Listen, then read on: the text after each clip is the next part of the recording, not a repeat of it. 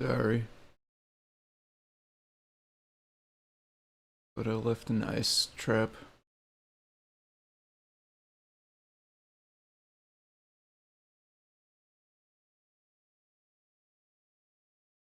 Oh, dang it.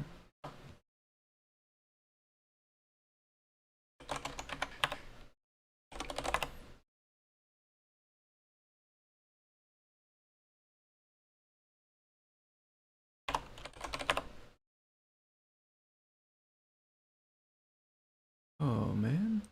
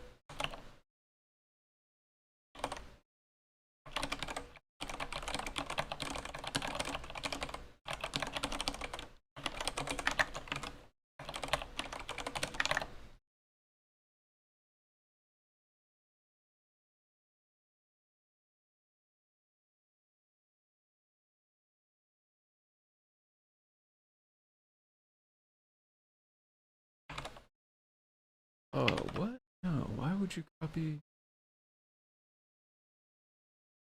Dare you? I think people could hear this too, maybe. Dare you to restream? Yep, I can hear it now. Clickety clackety, yep. Let's see, are we on the right microphone? Yes.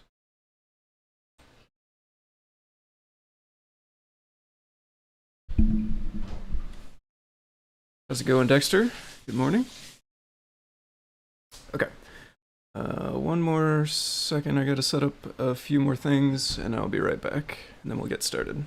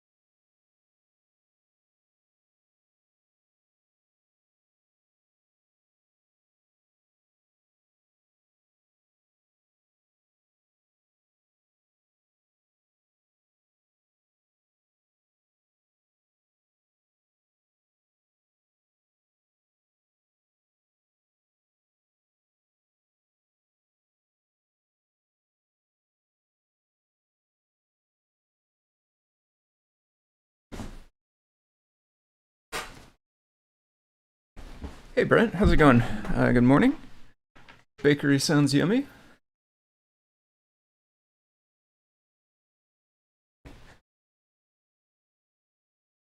All right, let's get going. So we can switch this over and we could take this preview off. We don't really need it. Let me shuffle the chat around here. Okay. Okay, here we go. Hello everyone, my name is Tim. I go by foamyguy online, like GitHub and Discord. Gonna stream for a little bit this morning. We're gonna be working on some CircuitPython stuff like normal, but if you are new to the stream and you don't know the kind of stuff that I work on, it is all typically based on CircuitPython or at least adjacent to CircuitPython. Sometimes we do stuff that's kind of works alongside of it and is not, actually CircuitPython itself, but tends to be always related in some way. So if you don't know what that is, CircuitPython, this is a website for it right here, circuitpython.org. And this is a version of Python that runs on tiny computers called microcontrollers. Like this one over here is a Funhouse device. It's got the name on there. And you can run this version of Python on these devices, and it makes it super easy for you to control them, right? You can write little programs, and all you have to do is just save it. You save it into a file, just like it's a thumb drive or a USB drive or something like that. And as soon as you save that file, the device will see that it changes, and it will run the new version of the code. So there's all different shapes and sizes of these things. Like here's one that's inside this lightsaber here. If we head over to the downloads page right here, we'll see a list of quite a few, 216, all sorts of different shapes and sizes. Some of them share form factors, like this feather here is the same form factor as this feather, but it has a different main chip. So you can kind of find one to suit whatever needs you might have. And, it's really nice, again, because the iteration is so fast, right? Being able to just write that code and save it and have it run right away is so quick. You can test out ideas, test out proof of concepts and stuff like that really easily. And it's also super good for anyone who does not have a lot of experience with programming or electronics, because there's been a bunch of work done to try to make things as easy as possible. So that's the kind of stuff we'll be working on. If you are interested in this sort of stuff and you would like to try to help out the project, it is an open source project, so you can definitely contribute to the project, right? So you can review PRs, you can make PRs, you can join us on Mondays. We have a meeting where we talk about all the things that are going on.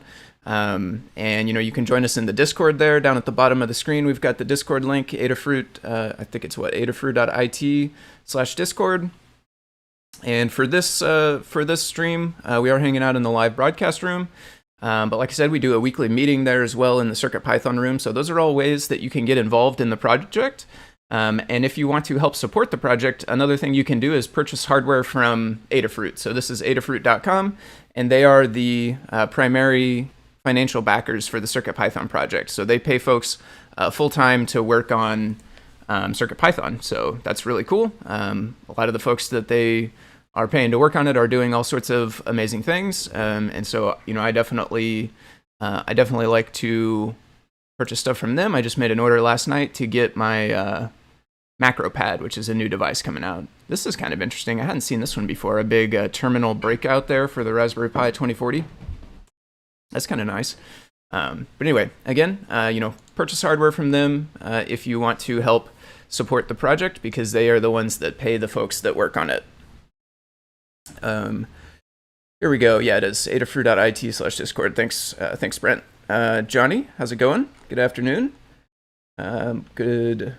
Well, I'll say good morning. It's morning for me, but I don't know, Dexter, what time zone you're in, but good day at the very least. And Brent as well. Thanks for stopping by.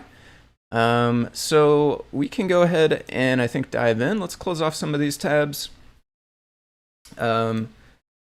Let's see here. So the things that I want to work on today, I kind of have two things lined up, and I don't know for sure if we'll get to both of them, but I'll go ahead and intro both of them, and then if we do, then we'll dive into the second one a little while later, if we have some time. So the first thing that I want to work on, though, is in the CircuitPython org. So that's github.com/CircuitPython CircuitPython. So this is the organization for CircuitPython.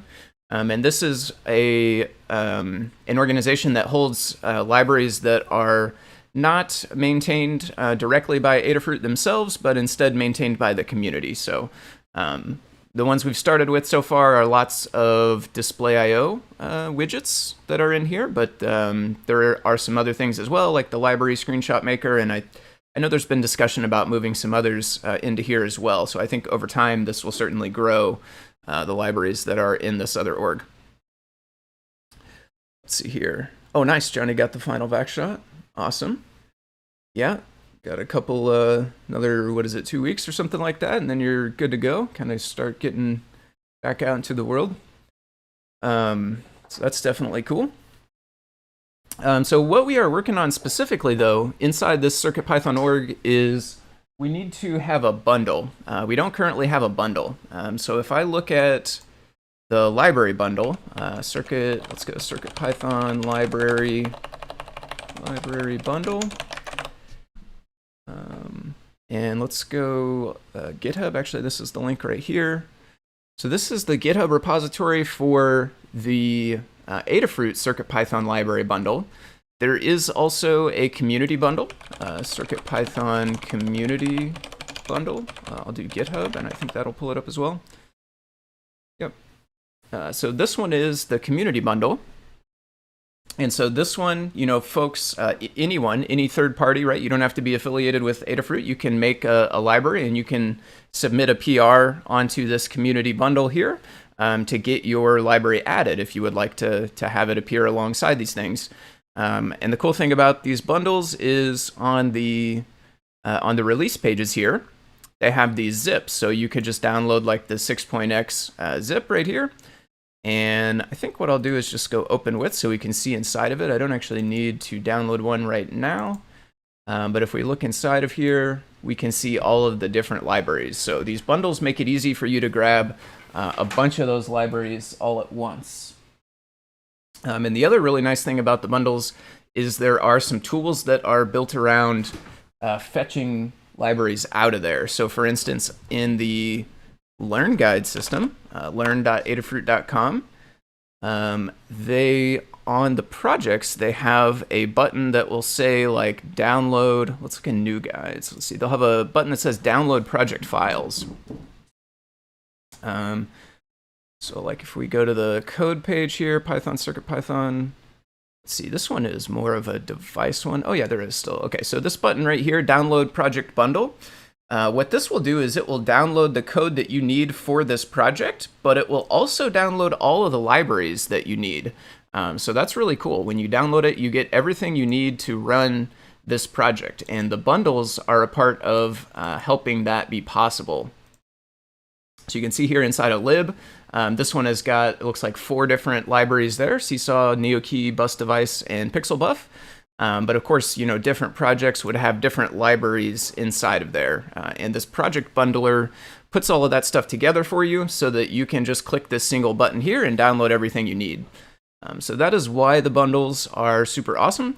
And so then what we want to do is basically make a bundle repo for the CircuitPython org. 2 weeks, yeah, okay. Take the next step in opening up in a week as well. Nice, nice. Oh yeah, that's pretty good numbers. 70, only 70 intensive care for the whole country of Sweden. Yeah, that's pretty good. It's definitely been going down quite a bit in my area as well, but still got to keep on the alert basically, because we got different variants, I guess, going around and stuff like that. So, but it's definitely starting to feel a little bit, you know, light at the end of the tunnel. I think, like Johnny or somebody said a little bit ago. So in order to make a bundle, I think what I'm going to do is actually just start with the real CircuitPython library bundle. I'm going to clone a copy of that, and then we are going to look at what we need to do to kind of remove all of the Adafruit libraries from it and add the CircuitPython org libraries to it. And one thing is I'm not super in tune with how the bundle works. I should pull up this Learn Guide page. Let's go, I think it's, I usually find it by doing this, sharing a library. And in here they have sharing in a bundle. And let's see. So this page basically has the steps that you can follow in order to add a new library to the bundle. And in this case, it is showing you how to add it to the Adafruit library bundle, but it does work the same for the community bundle, and the goal is going to be to make it work the same on the CircuitPython org bundle as well. Hey there, Lay Samurai. Afternoon. Let's see. Oh, I saw that issue that you made on the Pygame display. I don't think we will get to it today. I don't have a Pi 4 that's set up and ready to go, but I will plan on setting one of those up and seeing if I can figure anything out on that front. That is definitely weird, the way that it was not allowing the bitmaps. I have not seen that before, but it's been a while since I played with it on the Pi. One of these days, though, we'll dive into that. I think it depends heavily on the build tools. Okay, so we'll check out the build tools as well. Yeah, I think you're right. I think there's a script in there that does the packaging each night if there has been a change or something like that. So one thing I know is that these do use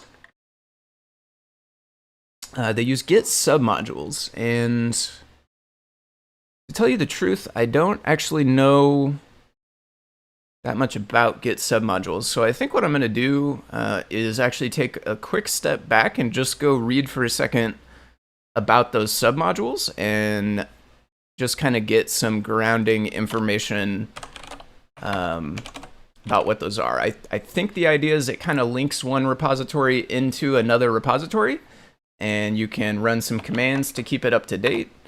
So it's like kind of like including it as a repo instead of just pasting the code in. But that's really the only thing I know about it, is kind of that vague idea. So I think it'll be good to actually just get a little bit of foundational knowledge here real quick. Let's read through this real fast. We need to use another project within it. Yep. Common issue. Want to be able to treat the two projects as separate, but use one from in the other. Suppose you're developing a website, creating Atom feeds. You're writing your own Atom generating code. You decide to use a library instead of using your own. You're likely to either include code from the shared library, like cpan, or install a gem, copy the source code.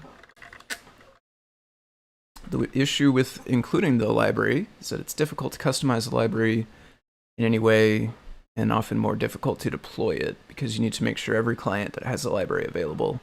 Issue with copying the code is that any custom changes you make will be difficult to merge when upstream, when the upstream changes become available, okay? So Git addresses this by using submodules. They allow you to keep a repository as a subdirectory of another Git repository, which lets you clone another repository into your project and keep the commits separate. Okay, so that does kind of make sense. Basically, we can put another repo inside of ours, and we're able to make separate commits to each of them. As well as, I would assume, like, pull and push actions as well. Okay. Start by adding a Git repository as a submodule of the repository we're working on. So to add a new one, you use Git Submodule Add, which I think is one of the codes that, one of the commands that we run. Add, yes, it sure is right here, adding a submodule to the bundle. Okay, so that's matching up pretty well. Give it the URL. Submodules will add the subproject into a directory name, same name as the repository. UB connector in this example. If you run git status, you can see some things which are just to be committed. You can see, looks like when it gets added, it shows up in status. First, you should notice the new Git modules file.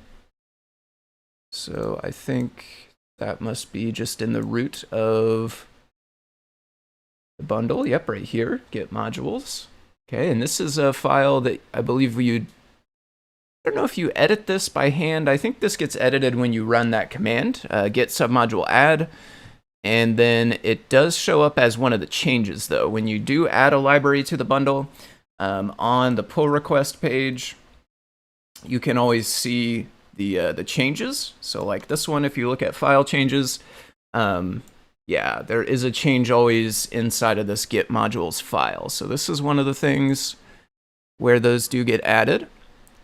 Oh, got a jingle. I think, is that a... Yeah, Twitch follower. Hey, thanks for that. Sino Bytes Offsec. I may have done the emphasis wrong on your name, but definitely appreciate you following there on Twitch. Okay, so that goes inside the .submodule. You have multiple submodules, which we do. This whole repo is basically just a bunch of submodules. It's got one for every library that's included in the bundle. You have multiple entries. It's important to note that this file is version controlled with your other files, like git ignore. Okay, it's pushed and pulled with the rest of your project. This is how people who clone the project know where to get the submodules from. Okay. Okay, I don't think this part applies to us because we push and pull from the same URL. But it is interesting to know here that you could actually do it separately. You could have it set up to where pulls come from one URL and pushes go to a different one. Like if you had a private fork or something like that, I think it would be. Okay, and run diff on that. Okay, so there's also a submodule command for diff specifically.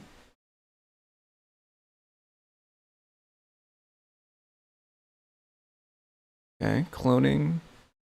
When you clone a project, by default, you get all the directories that contain submodules, but none of the files within them yet. Okay, so that must be then why we need to run. This must be why we need to run this other. Let's see, building CircuitPython. This is usually where I find this command because I have not made an alias for it yet. I should do that though. Building here. So this is in the core project. We have to run these, but I think these commands essentially would be filling in these files. This says here none of the files within them yet. I think when you run these two commands, it's what is actually downloading the files that go inside of those submodules for you. This is good. This is tying together a lot of little bits of information that I kind of know about how to use them with actual more concrete understanding of why things are the way they are. So update, yep. And that recurse submodules, which is, we do sync and we pass recursive there.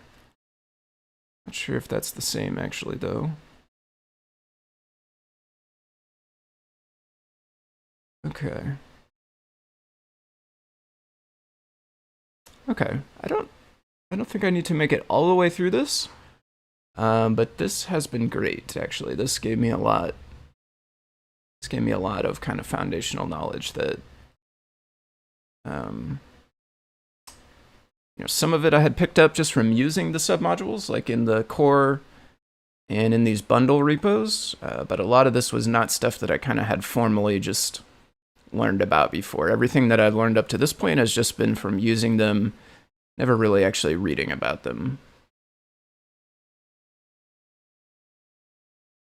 Okay. So they are kind of links within your repo. That part definitely makes sense to me a little more now. We know where to find the file that lists all of them. So when it comes to making a new bundle repo, why don't we go back to here? So when it comes to making a new one, we'll definitely need to empty out this Git modules. We'll also need to empty out all of these folders which represent the submodules. I wonder if it would make more sense. I think it might actually make more sense to start from the community bundle.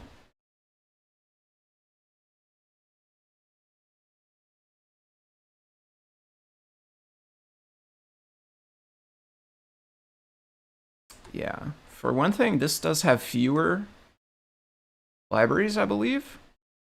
This goes down to line 138. There's about one submodule per 3 lines, so it's maybe 40 or so. And in the main bundle, I believe there are quite a bit more.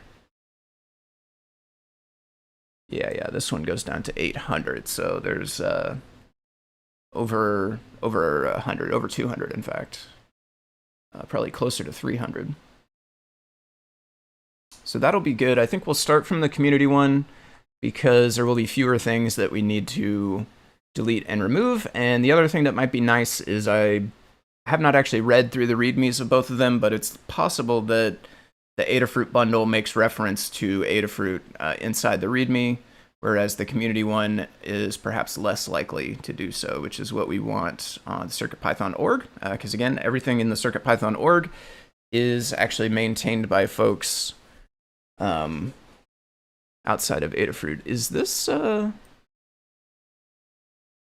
package? Is this? This seems like a typo. I don't think this underscore is supposed to be here, probably. And this does say build tools, so this is build the bundle locally. You'll need to install build tools. And then it shows you the commands to run. So the other thing that we'll do, aside from making a CircuitPython org bundle repo, we will also go dig inside of the build tools and figure out, we want to make sure that we can run this build.sh on the new bundle repo and have it work as well. So any kind of changes that need to be made inside of there, we will look towards making those as well. Let's see here, let me catch up on the chat. Depends heavily on build tools. Yep, Git modules gets added by the submodule, as well as the folder containing that repo. TIL about the diff command. Yep. Fede, how's it going? Good morning. Thanks for tuning in. Okay, so let's just start by grabbing a copy of this community bundle. And I'll just throw it here in CircuitPython. Get a terminal here. I wish I could get a terminal from the list view. If I go open terminal here, it puts me inside the one I clicked. I guess I could always go up. So let's go clone that community bundle, except we have a copy of it already. So let's just open up that one we have, and we will update it and get it all ready to go. So we'll just grab one of these, it doesn't really matter, and then we'll go open from here. This is probably the easiest way, so what is this called? It was just called CircuitPython Community Bundle, is that right?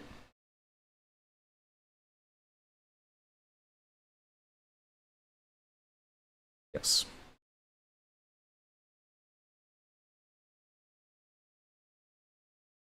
Almost time to clean out my CircuitPython repos folder here. I got so many things. Let's see. Oh no, this is the Learn Guide. That's why this is such a long list, I see. Okay. Makes sense. Oh, there we go. We can fold that down. It'll get a lot better. There we go. Community bundle. Let's go this window. Let's go status. Let's just check and see what is up with my local copy here. We've got some untracked files, and we are up to date. Let's check out, is it like this? Git remote-v, is that right? Yes. So we've got the Adafruit remote already. We've got the foamyguy remote, but it does have the wrong name origin. Let's go and rename that. I kind of fixed those as I run across them. Git remote rename origin foamyguy. Okay. So let's go fetch Adafruit. So we got lots of updates since the last time I messed with this. And let's go ahead and pull Adafruit. Is this one still on? This one's still on master instead of main? It is. I have no issue for that yet. Bounce button. I think this one is still waiting on some changes. One thing we could do at some point, I think there's effort in progress to go ahead and switch over all of the repos to using main. However, I will say this one is a little more tricky potentially than some of the others because build tools and maybe Adabot and some other places, they might be making use of this repo. And so they might, there's a chance that that's hard-coded somewhere. And it would need to be updated to point to main. So that could be why that one's not done yet. Do I have Adafruit main branch already? Does not look like it. No, so let's get that. Whoops. I want a new branch, really. We could just check out that branch. Adafruit. Okay. Now we are on Adafruit master branch. We can pull. This will give us the latest versions of the community bundle. And do we need to run submodule?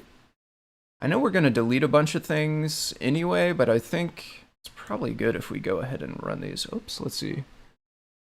And apply content for this file from the patch because it's a directory.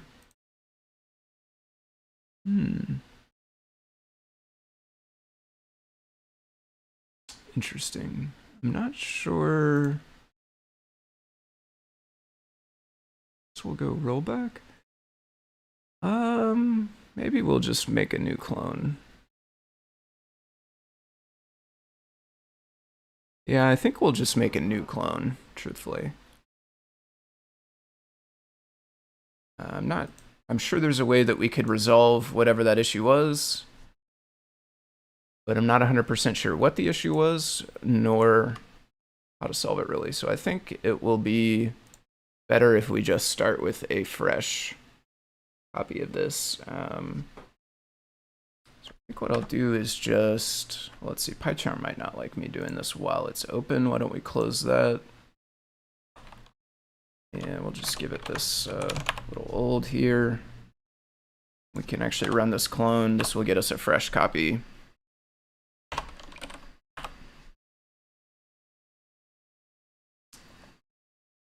And so even though I did not do file open again, I am actually now already in the new copy, the one that I just cloned, because it does have the same name as the previous one in PyCharm. It doesn't look at the contents of the project, it just knows about the name.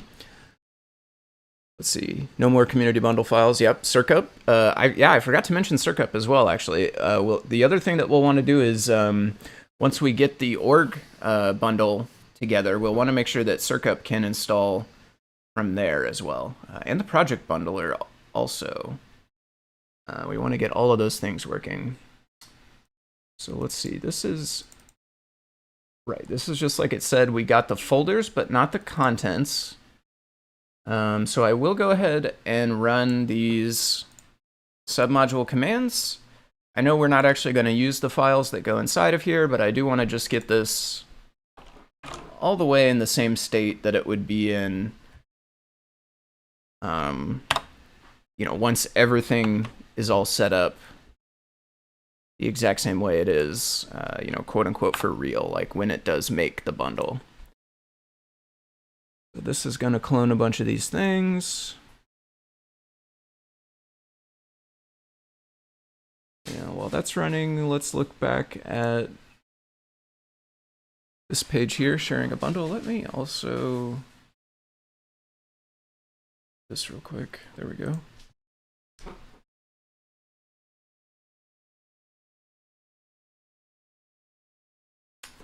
Okay, let's go volume down a little bit.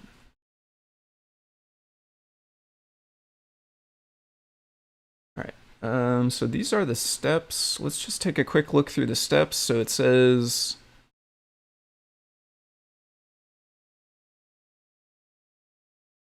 we run Git Submodule Add. We pass it the URL. We also pass it the path where it's going to end up. And we have to choose whether that's going to go in the drivers or helpers directory. So in the org repo, I think we're much more likely to have helpers than we are drivers. But we can go ahead and probably just use the same architecture. We'll make both of those folders. I believe all of our initial libraries that we have would be more on the helper side than the driver side. But eventually we may end up with some drivers. So this is telling us the stuff that we would change, which is the URL, subfolder, again, either helpers or drivers, name of the library. Here's a full example of that command. Drivers.rst. That's another thing that we would update. So that is where? That is inside of here? No. Let's look at where that is. Docs. Okay. So actually the community bundle does not have that.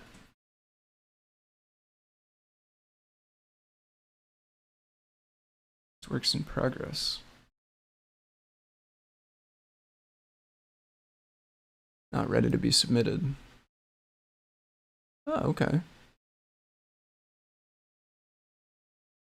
Huh, I never knew this was here. Oh. We might take a quick detour, actually. Yeah, this is interesting. I never knew this file existed. I like the way it has a little emoji construction thing. You remember when websites used to put, like, under construction? That's what this reminds me of. You know what we're going to do, though, actually? Real quick, quick detour. We're going to look in the main bundle. And I want to see...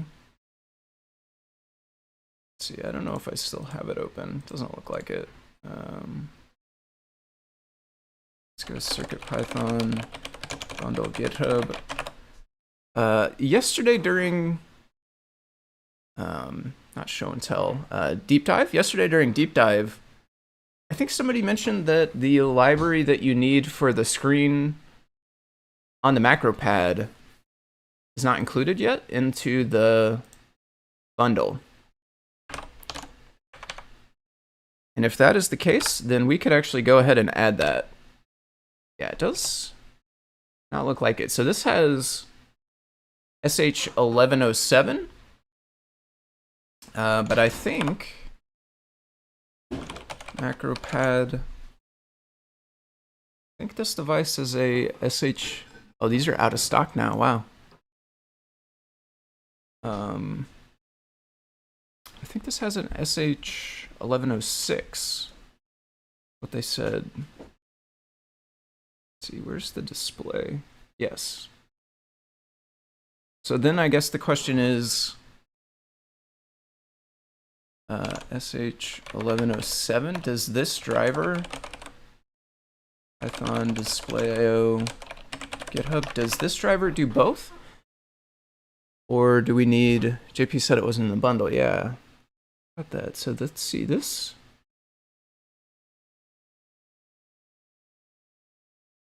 This driver depends on a future quirk.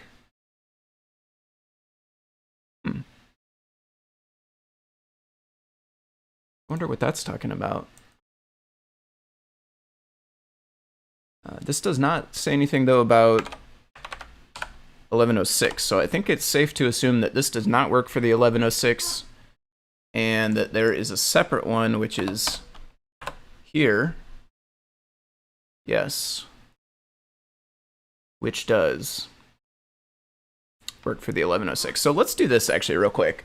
This will be good because then we can see the process for adding a library to the bundle, which once we get the org bundle set up, that will be what we need to do for all of those initial repos that we do already have inside of org. So let's do this real quick. This is actually good. Yeah, I saw that go by yesterday during the chat. Put that in the back of my mind to remember to go ahead and add that. So we will basically just follow the steps on this page. In the rest of this guide here, obviously there's lots of other stuff like the cookie cutter stuff, the read the docs stuff, Pylint Black, all of this stuff, even Travis CI, which we don't use, I don't think anymore, Travis, but we do use GitHub Actions. But in our case, this SSH or SH1106, this library is already done. It's already passing actions. We got the green check there. All of that stuff has already been taken care of for us. So we really just need to do the last bit here, which is including it in the bundle. So I should already have the library bundle downloaded. Repos, CircuitPython, and let's see, I don't know, just CircuitPython bundle. Yeah, there we go. Let's open that. Let's go new window.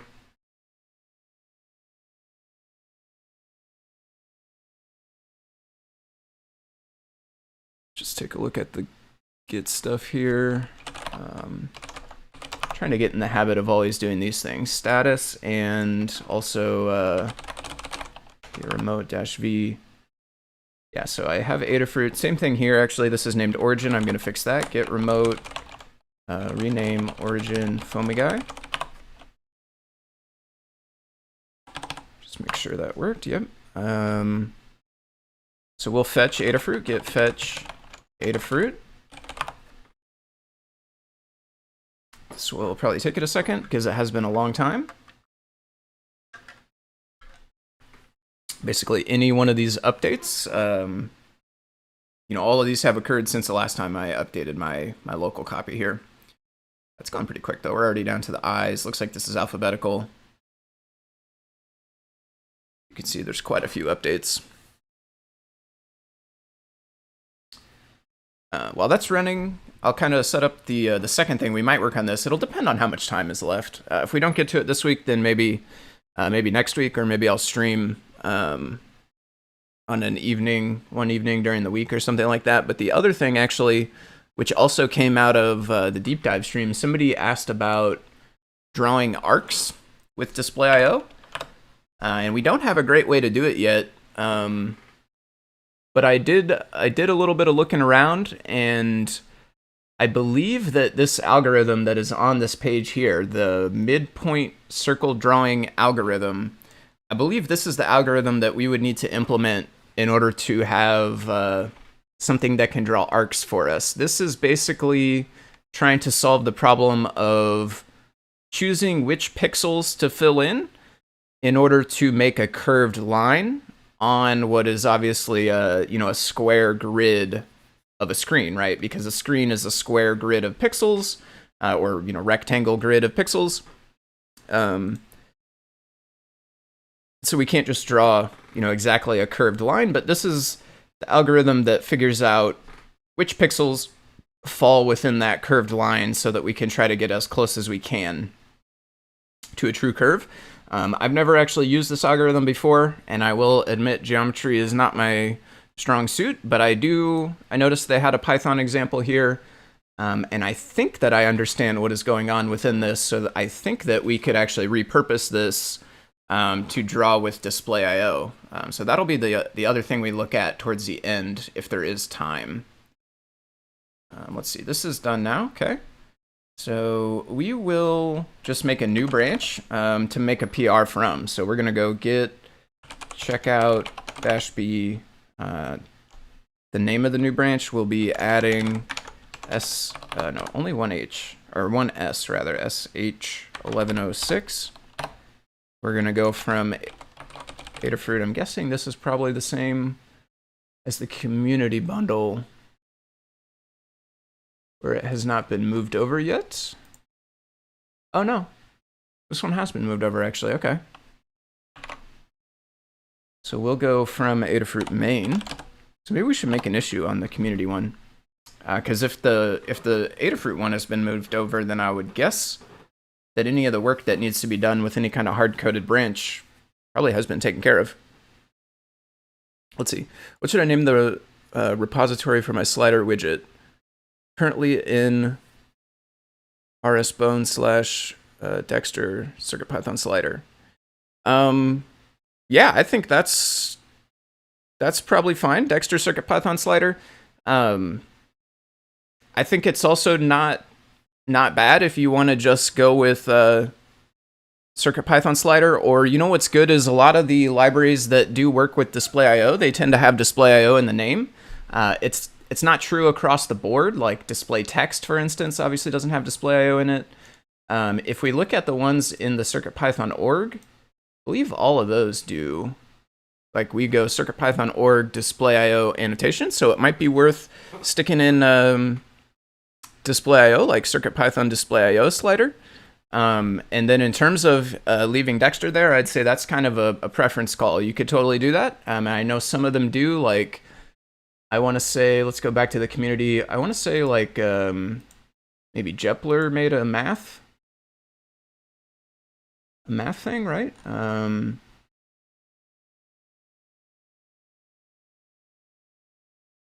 Is it udecimal? It's not in here though. Maybe that's in, oh right, this is drivers. Maybe it's in helpers.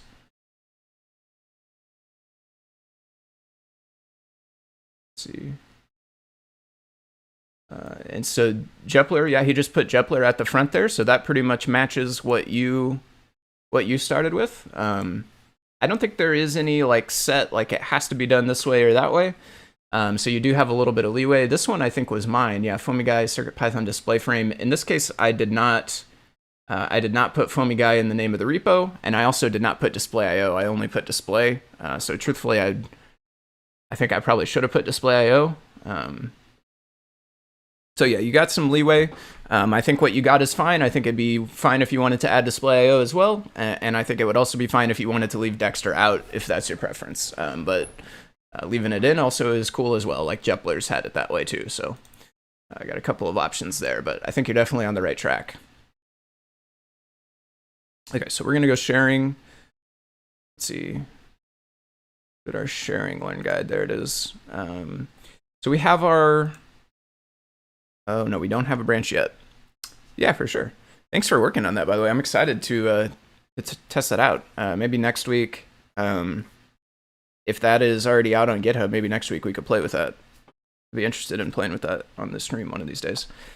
Checkout B, so adding SH1106, we're going from main, and we do want to do this no track. However, I will say this has been a bit of a toss-up these days. Sometimes it still seems to get locked on the Adafruit remote, and so then I end up having to just be careful when I push to make sure to switch it to foamyguy. But here we go. So now we're on our new branch, and then we basically just need to follow the steps that are on the page, which are run Git Submodule Add.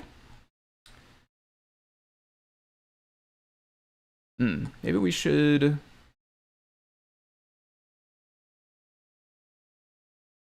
So I already have a fork.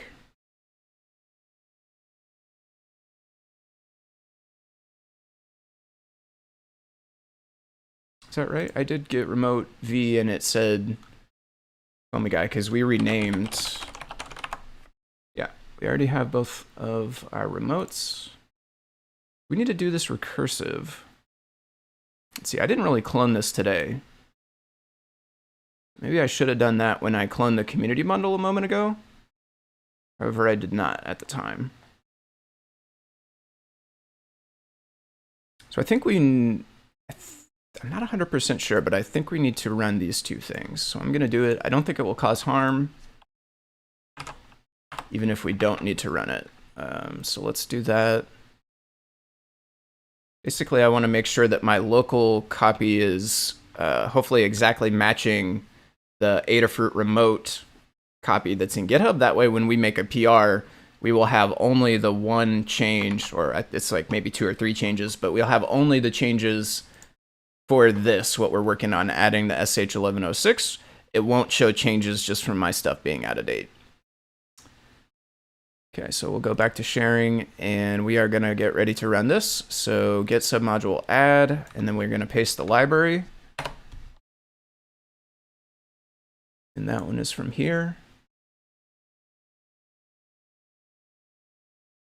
There's that, and we need to put the path as well. So we go space, libraries, subfolder. Did we start with a slash? No. Libraries, subfolder. This one is a driver. And the lowercase library name, which is only the end part. We're leaving off Adafruit and CircuitPython. We will have display IO though. Basically we'll match like this one, which is a very similar piece of hardware. Display IO SH1106. Let's just make sure we got that right. Display IO SH1106. It does look good to me. Okay. Let's just make sure we don't need to change anything else.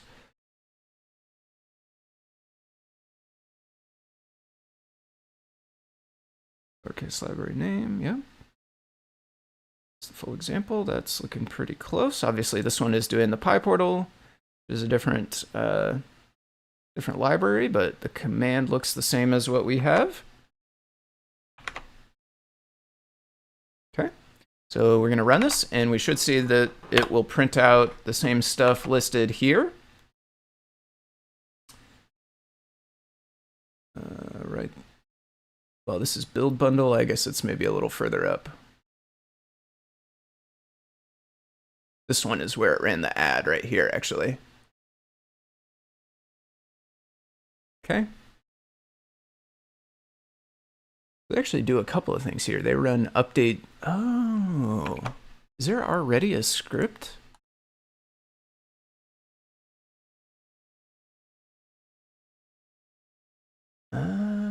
There's already a script to run those commands.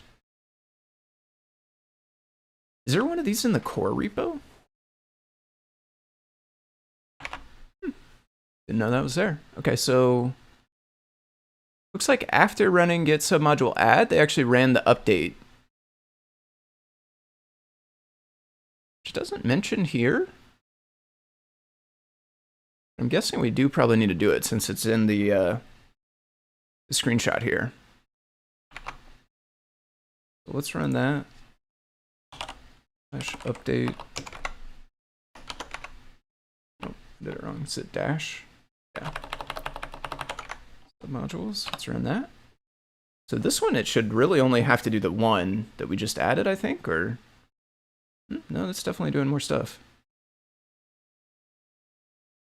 I guess this must be different than those two commands that I copied out from the core. Looks like this is doing a little bit more than that, so it's probably a good thing that we ran it this way. Let's get all of our stuff up to date here.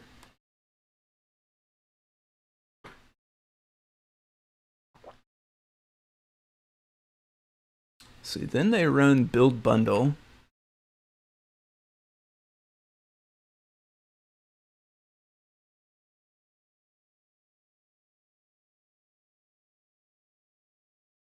Then they're catting the version.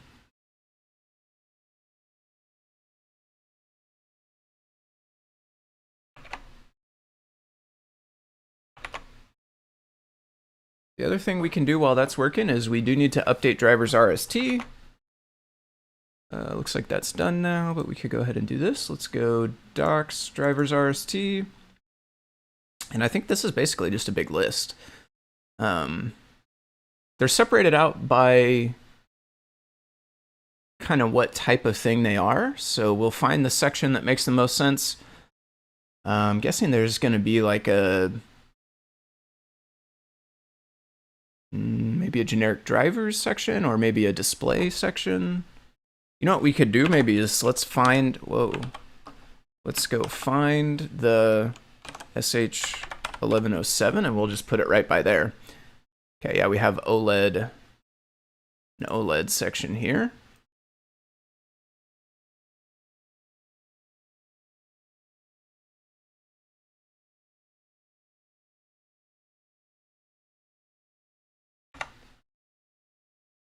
So we'll go 1106 OLED, display I/O. Let's get the docs. I'm sure it should just be changing that 7 to a 6, but it looks like actually the docs are not published yet.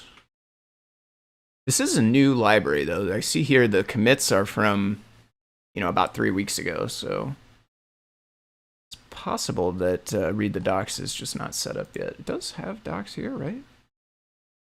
It does have docs here. Guessing it's just not set up yet on read the docs.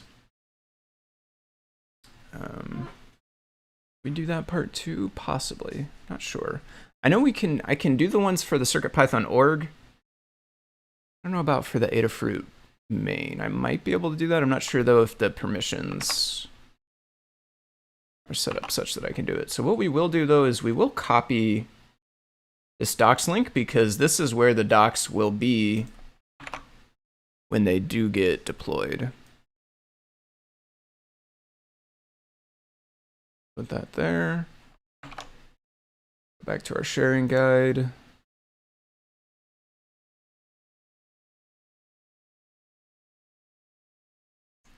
Choose a category.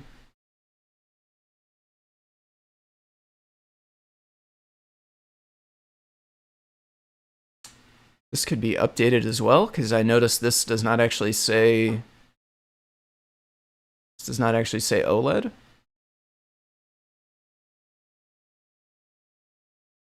Doesn't matter too much because we were able to find it, but probably be good if we keep this in sync with what's in the bundle. Add the new line, restructured text hyperlink, and then it says basically let's do the normal commit and make a pull request from there. So I think we've added it to drivers. We added the submodule, we ran this updates. This thing finished. Not going to scroll through the whole list here, but I assume that it must have pulled our 1106. But we could look inside of here. Yeah, you have an SH1106 now. Maybe it'd be good to run that build. Like we might as well just do the same stuff that this screenshot did. So there's a build bundle, it looks like.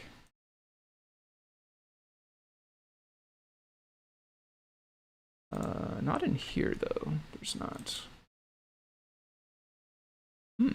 So that, I think, must be the thing that comes from build tools.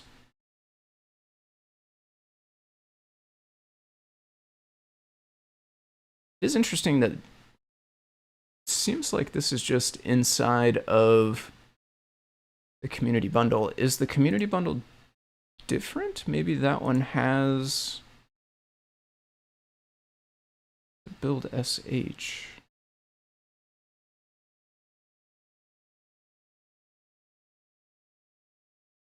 Bundles. Maybe this is old, actually. I'm not sure. Build bundle. Is that in CircuitPython build tools? What is in here?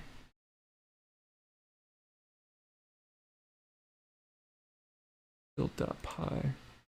Build bundles.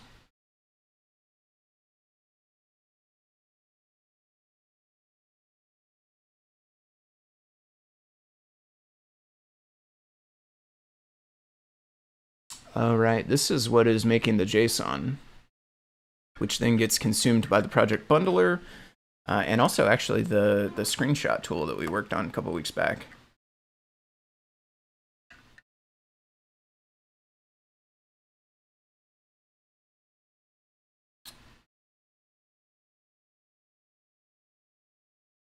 So it looks like this is included in build tools now instead of in the bundle repo itself. Guessing maybe that changed at some point, because it doesn't show them doing a CD or anything from here. New audio. Oh, my headphones must have just reconnected, I guess.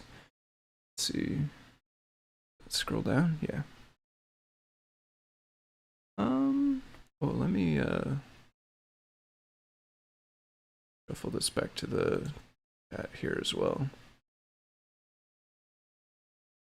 Okay, so these are the only changes we need. I am kind of curious to run that build.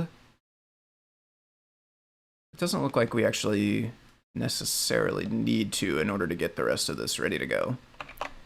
So I think what I will do is push this.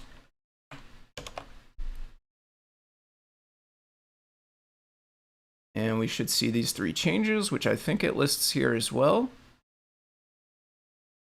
Maybe, maybe not.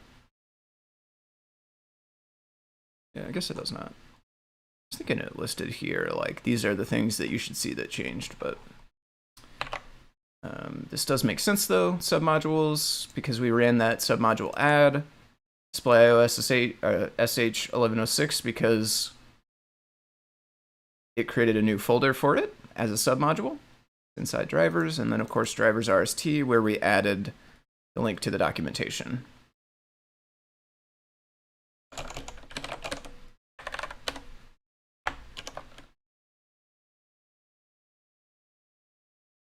Okay. So this one does do this thing. A couple of the repositories that I have do this in PyCharm. Not 100% sure what that's about, but the check mark is not checked on any of them, so don't believe it's actually pushing any of this, whatever's going on here.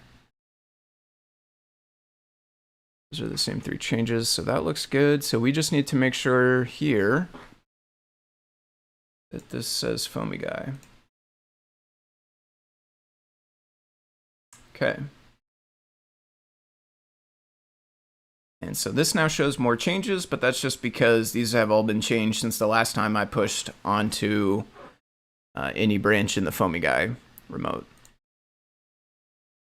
We're going to push this, and then we should end up with a button here maybe that says recent pushes, push successful. There we go. And we'll just make sure the changes look good here as well. So submodule file, yes. Drivers file, and submodule directory itself. So that does look good.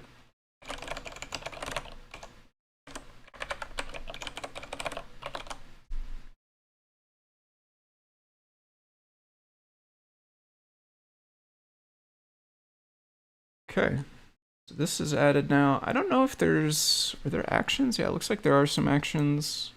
I don't know if it runs the build. This might actually run the build though, possibly. So theoretically, we might be able to see if that's working correctly. Not actually sure what all the actions do in this one. Has a build assets. We'll keep an eye on that and see if that passes. But okay, so that's our detour. Let's go back to where we were. What's this? Sorry, 1 second. Ah, okay. We'll go back to let's see, we were in the community bundle. And I think what we want to do is,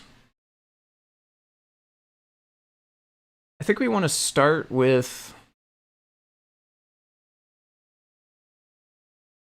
what do we want to do? I think we want to start with,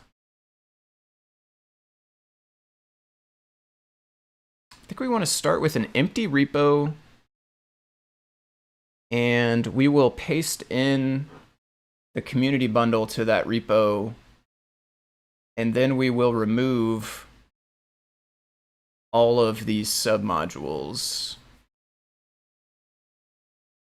And then we should have everything else still there, like the README the requirements and all the stuff that might be needed for this.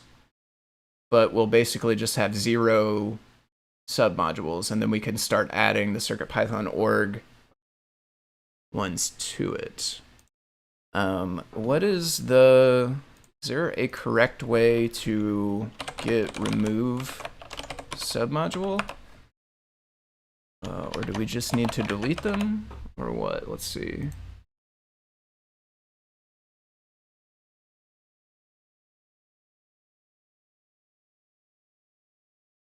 RM module name.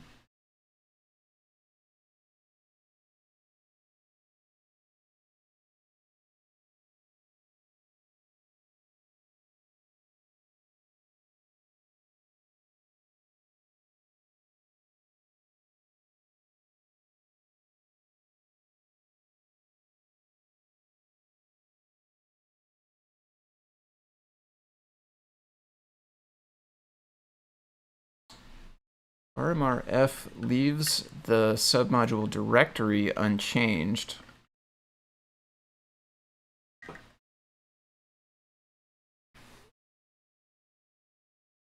Oh, this is saying Linux RM, not Git RM, but just Linux RM.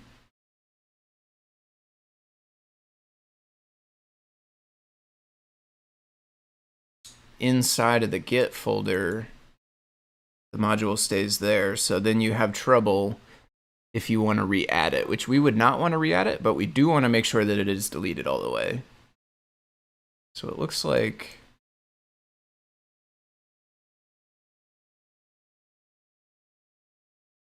no, this says the section in .git modules is left untouched.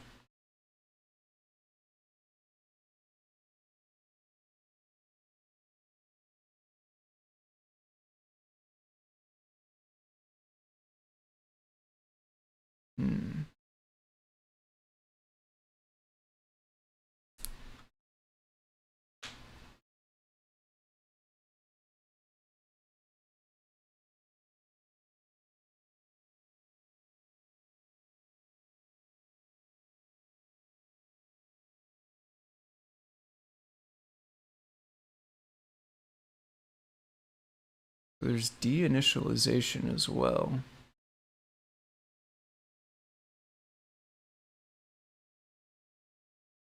Cached.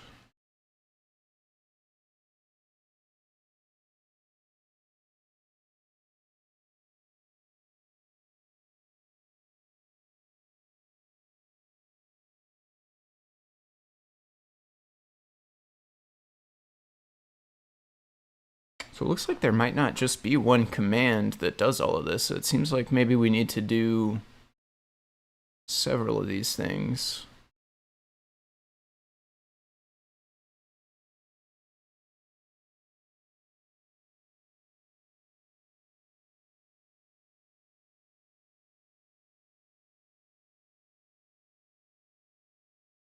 This stuff is all fairly old as well. This is from like 2011, 2012.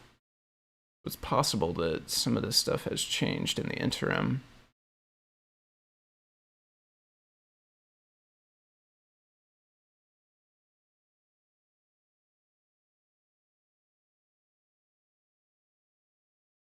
It would also be nice if we don't have to run this for everything.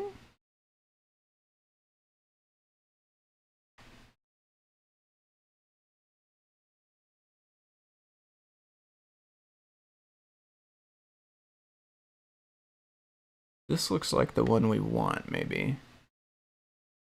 There's kind of 3 things we need to delete. We need to delete, well, we run dinit, which deletes it from inside the actual .git folder. We delete it, like in the file system with rm, also from inside the .git folder. And then we run git rm to delete it from essentially inside the libraries folder. Dinit, yeah. Okay. One more thing I'm going to search for before I start is there a way to do all of them at once? Git remove all submodules? modules, because if there's a way to remove all of them at once, does not. You see that? Maybe. Let's see.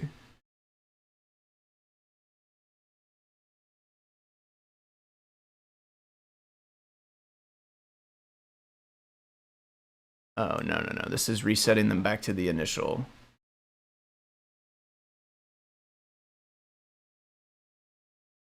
There's a submodule for each, though.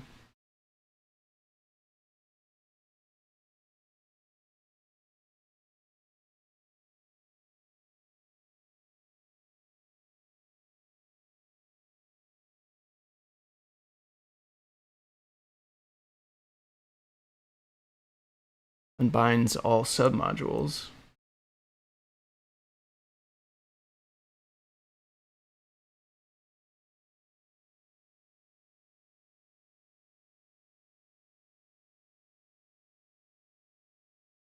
So possibly this would run dinit on all of them. Okay, so let's. Oh, this did fail.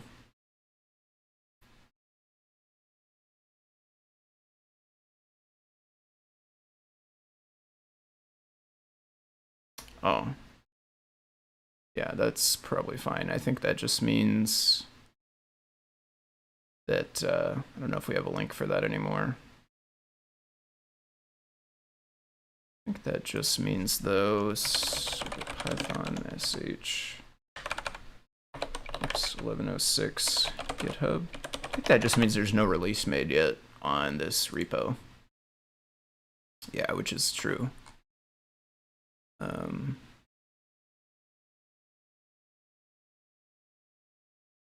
We want to make a release. I'm not sure if it's being held back for some reason. What is this Discord broken? Oh, that was weird. I do actually have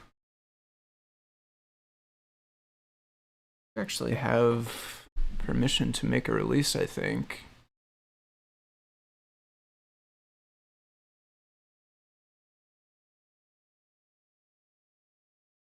I think I'll just leave a note though. I'm not sure if they held off on making a release for a specific reason or not.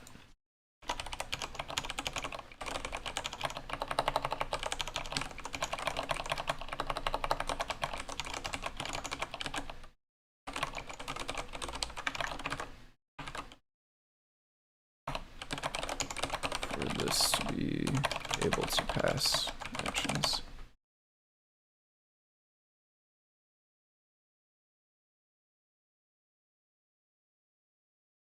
Okay, so let's, do we have, yes, we have our community bundle here.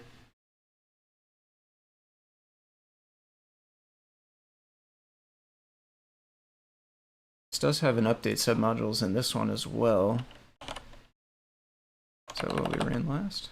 No, we ran the more manual commands, I guess. See if this actually does anything.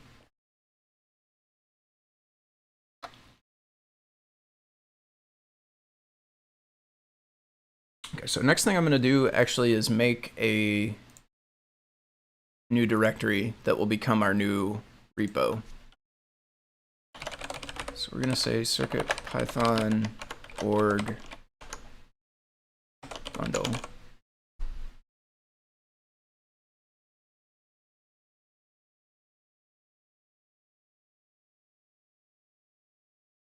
And then we're basically going to take everything that's in the community bundle, paste it into this. And then we're going to open this, and this will be where we start changing stuff.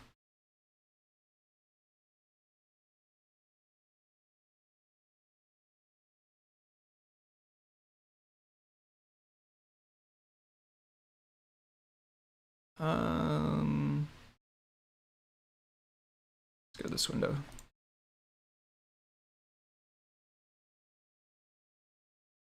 Okay. So it looks like possibly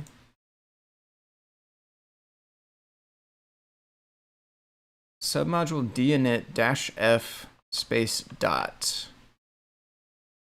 I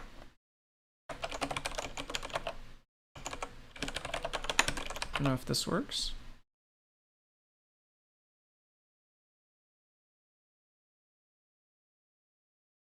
This does have a dash dash all.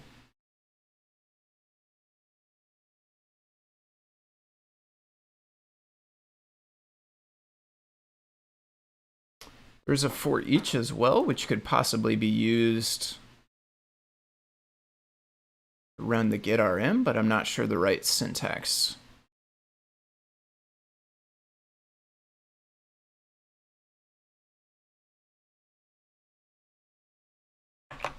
This one says though is submodule dinit-f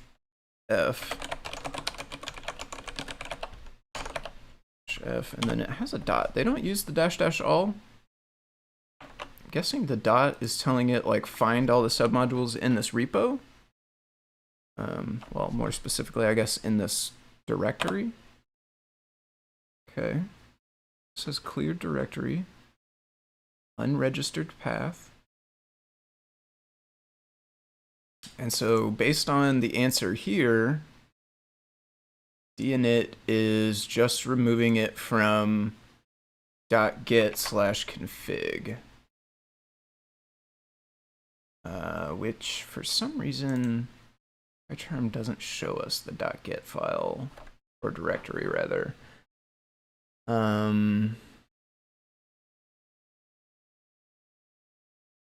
Be nice if it would let me see inside of that. I know I could just go to the file explorer and that would work fine. Oh no, well, it would have copied from the other one. Show.git. Hold it. Lang.git file. Why do you need that? They're hidden on purpose. Okay, well, because they exist and I want to see them. Editor file types.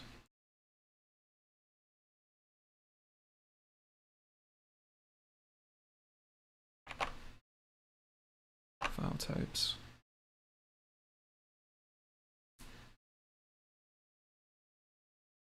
Oh. Oh, this is not the .git folder though. Anyway, we'll just go to the file explorer, I guess.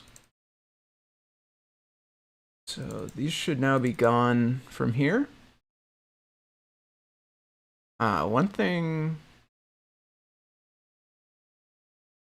you know, I wonder if we don't want to just delete .git altogether and run a new git init. I think we probably do want to do that actually, because we want to make sure that none of the remotes are trying to go to the community bundle. Yeah. So that will actually take care of deleting anything inside of there as well. We do that. And then we come back to here and we go git, yes, invalid because we deleted it. So if we go git init, this will make it back to an empty repo. And then of course it's brand new now, so it definitely does not have anything inside of here anymore that would be referencing the community bundle, or at this point anything. None of the submodules would be listed in here, nothing in here would be filled in. Whereas if we just take one quick peek, I kind of like to look at things to compare. So what I'm going to do is look in the look back in the community bundle and just see the difference there. Doesn't really matter too much what the difference is, but I do like to just take a peek and see what the stuff is actually doing. So this did list all of the different submodules, and so when we ran that first command, it did remove them all from here. We ended up deleting it afterwards anyway, but that's good to know how that dinit command will remove them from this file, and it's good to verify that they are there in the community bundle. They're not there now in this org bundle. So the other two things that GitHub answer said was, so this is also inside the .git folder, .git/modules. So this is the community bundle, and inside of here, it's got, one of these for every submodule. And of course, in our org, we will not have that yet because we just started brand new. So we don't even have modules yet. I assume when we add the first submodule, then that directory would get created. So we've actually taken care of that just by deleting all of .git. So the last thing is remove, well, the last thing is actually two things. So really there's 4 steps here, I guess, but remove the entry in .git modules and remove the submodule directory itself from inside the repo. Git modules here. We would basically remove all of these, I think.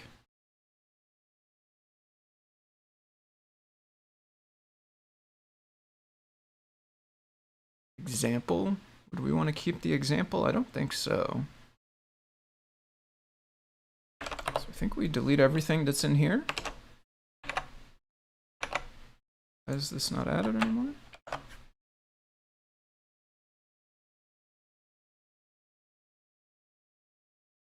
And remove the actual files as well, which are here. And I think what we'll do is delete them from inside of these directories, so that way we keep the 2 directories, drivers and helpers. Delete all of these. Delete all of these. Okay. So this also, we will delete this as well.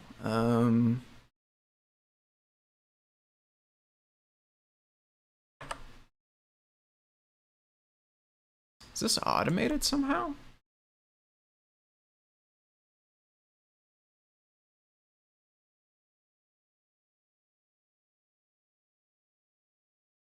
Get the name of this file.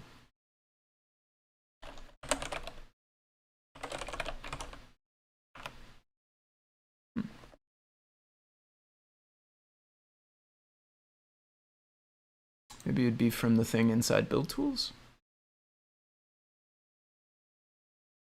Interesting. So I think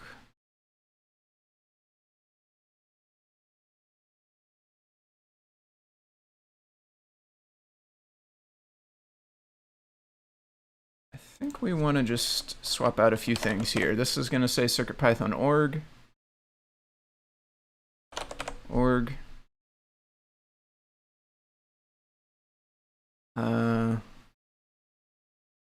I'm just going to remove this.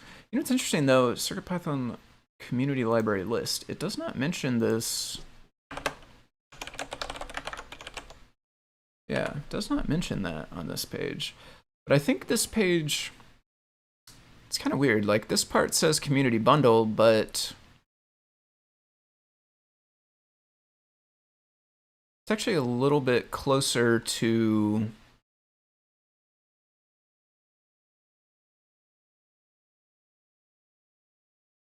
this part, at least, is actually a little bit closer to the Adafruit bundle because it has docs drivers and the community bundle does not, I believe.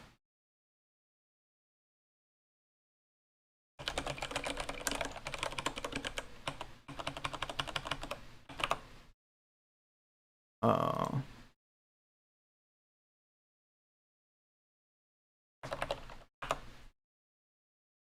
Yeah, this doesn't even have docs.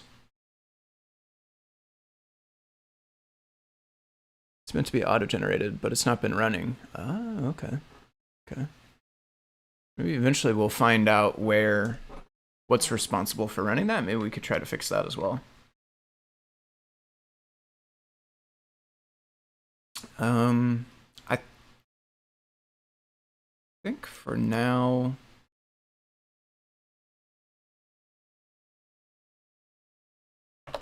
let's leave it, but put an underscore. Oh. And it could get filled in later. The docs and the PyPy links are extracted from the individual links. PyPy links are, I'm not sure where the PyPy links are at. Oh, some of these are PyPy links, I see, okay. Okay, that makes sense.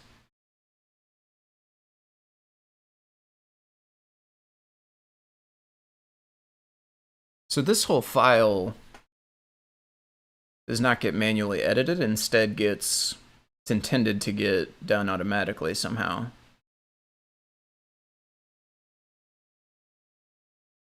How would it find the PyPy link? I guess maybe if it has a setup py inside of it or something. For now, I think though we want to just delete pretty much all of this list.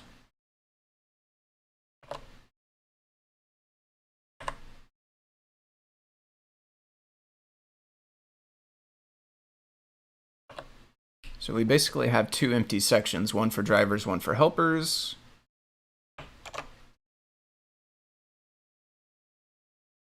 Modules is empty.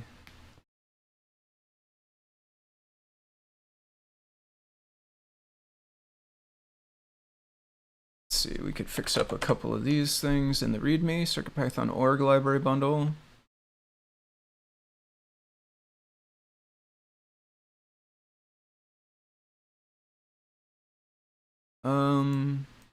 No, that's not true, I don't think.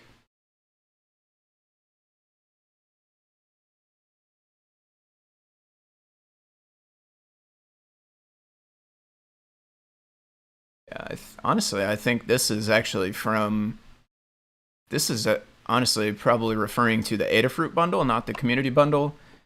And it's been too big to include on most devices for a long time now.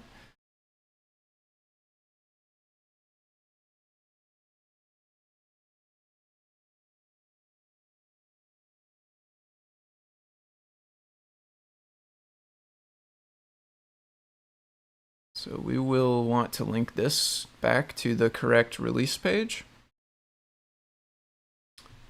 However, we don't actually have it created on Git yet, so can't quite fill that in just yet.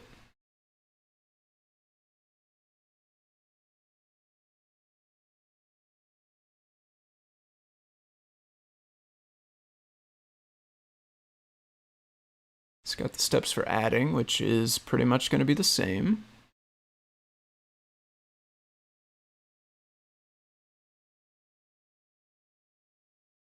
Should make sure that the Git URL has the format user repo. Oh, that's a bummer. I don't think I can get back now either. There we go.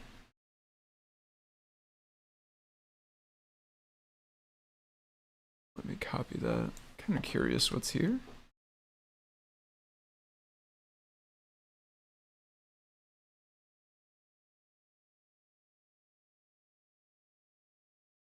www. Okay, so we need to make sure not to put wwws.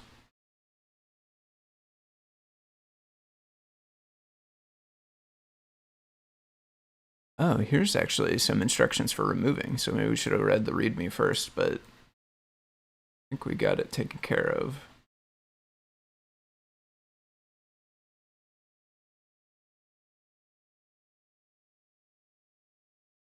Build tools.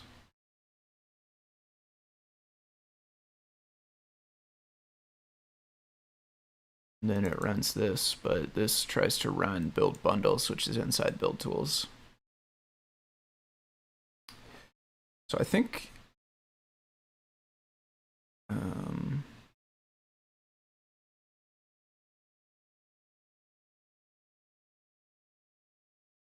This will need to change.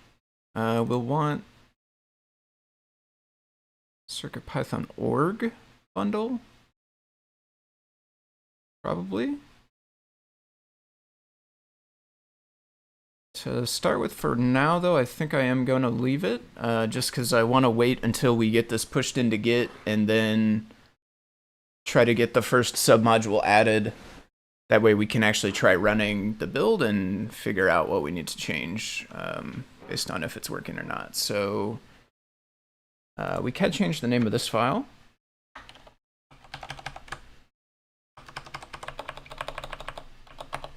Org.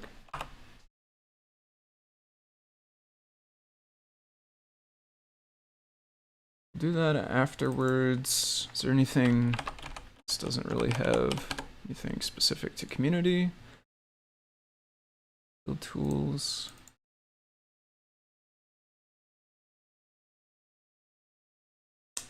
We could put a link to our new repo here once we have it pushed.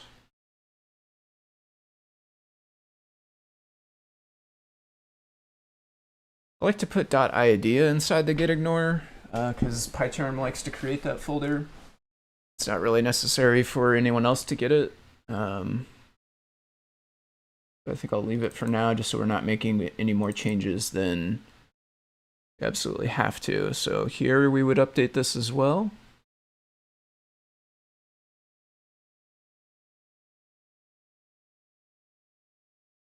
But we do need to have the name of the repo.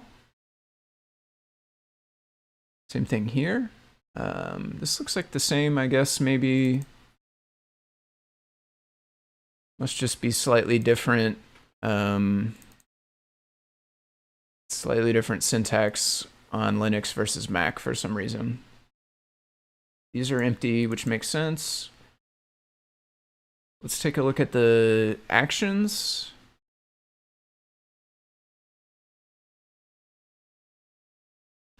Actions runs build.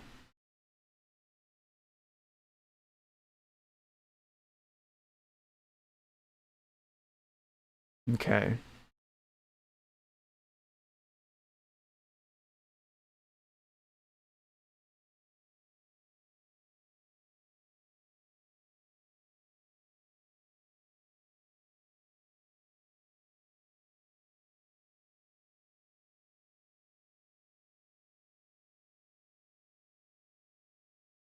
So we might, I think we might try to just turn off the actions for now for the first few pushes.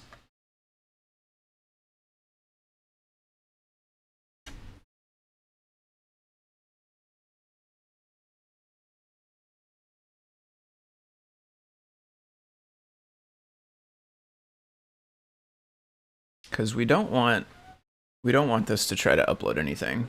It's not going to have the right secrets stuff anyway, so it would fail, but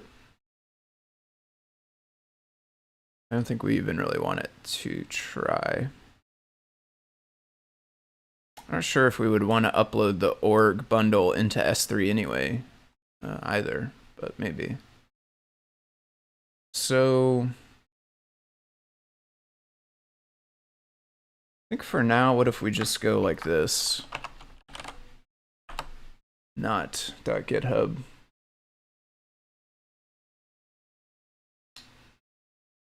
Why did that make a bunch of these removed? Do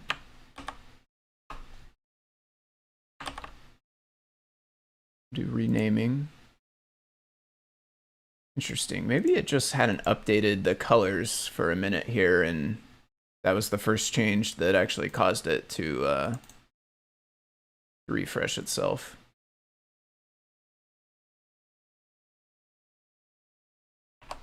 Not .github. So I think that should stop it from running any actions that are in there.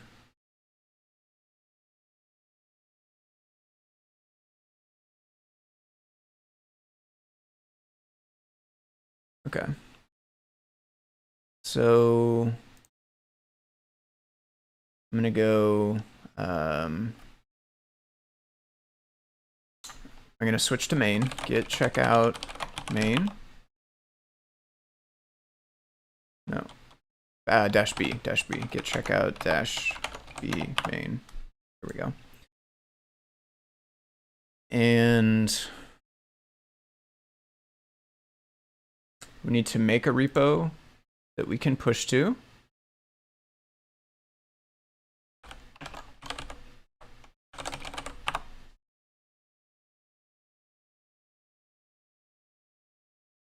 So I think we'll go Python org. Do we want bundle or library bundle? I think the other ones are just bundle, right? It's like CircuitPython community bundle, and then it's Adafruit CircuitPython bundle. Yeah.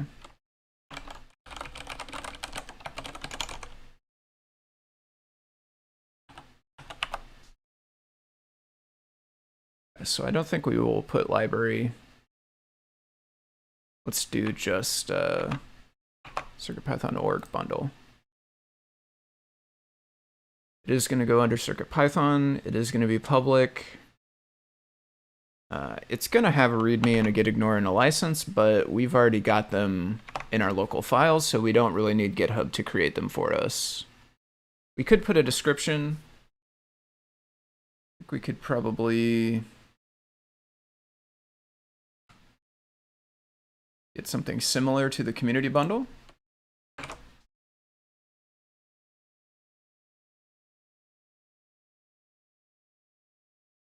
Python, I'll say organization and community, or yeah, why don't we do that? Organization and community.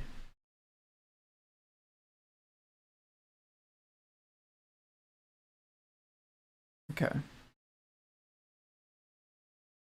Let's triple check everything here so that we don't end up having to delete it and start over. This is looking good to me. Okay. So now we will add remote. Get remote add. Need to give it a name. CircuitPython.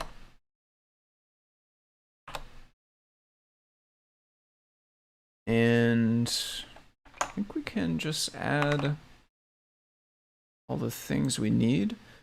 It does have now, we do have a Git. Let's see, where was that at? Was that README? We do.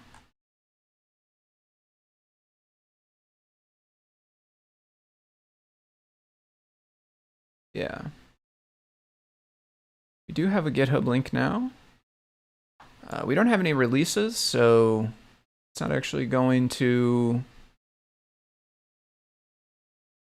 This link is not actually going to work since there's not been a release made.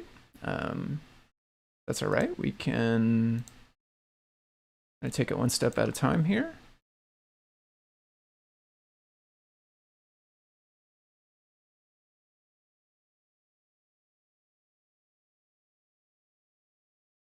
Okay. No more results for community. Okay.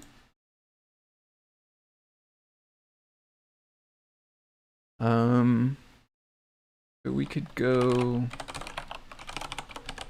like this. The only remaining reference to community is inside of the workflows, which we have turned off for now. So I'm going to leave that one. And once we get into working on those actions, we will get that one fixed. Although we might need direction from someone else. I don't know, again, if we will end up doing the S3 uploads and stuff like that. Oh, let me catch up on the chat here. Let's see. It's generated by the Autobot script here. Let me pull this over. Whoops.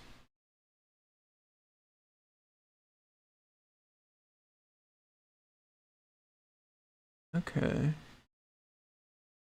So this is where we would add our bundle. let's see, this is called CircuitPython bundle, and it's inside AdaBot.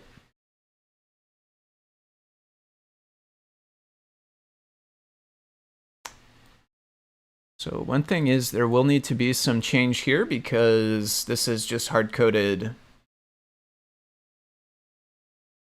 Adafruit. Guessing this as well. I'm not sure what git clone -o does.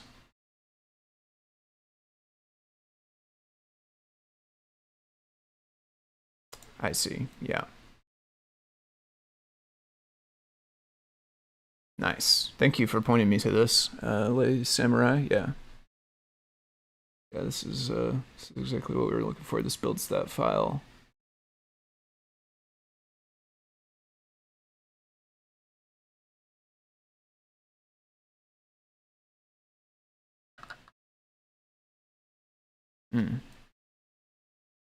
Here's where it gets the count as well, right here.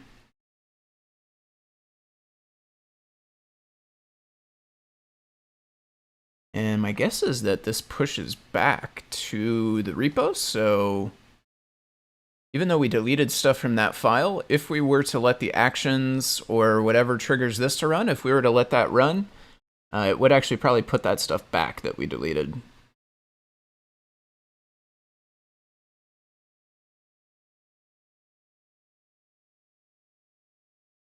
Let's take another quick stroll through the rest of this real fast.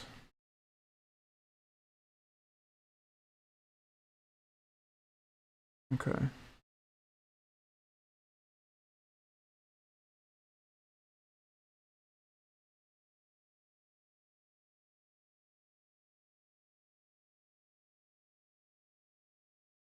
Nice. Okay, so one thing is that once we do get our org repo pushed, we could try starting to look into the changes that will be required inside this script in order to be able to make it work. Git clone -origin, okay. Oh. So you can use -o, give it a different name, and then your local name for that remote will be whatever name you pass. It won't default to origin. If I understand correctly, that's actually really cool. I never knew about that. And I mean, for the longest time, I was always just doing clone and then leaving origin. And lately, I've gotten to the point where I would try to always change origin to match. I try to keep it the same as the GitHub user. So like on the Adafruit remote, I try to name it Adafruit. On the foamyguy remote, I try to name it foamyguy, and so on and so forth. The CircuitPython org, I try to name it CircuitPython. So if I did that when I cloned, git clone -o foamyguy, or whatever one it is, then it would get the correct remote name to start with, and I would not have to rename it. That's actually really cool. Thank you. And so in this case, it is cloning it, and it's naming the remote Adafruit. So that would be part of the logic that we would want to change. Get the org bundle working. Okay, that's really cool. Okay. Where are we at here? So I think we can go ahead and add this stuff and make the first push.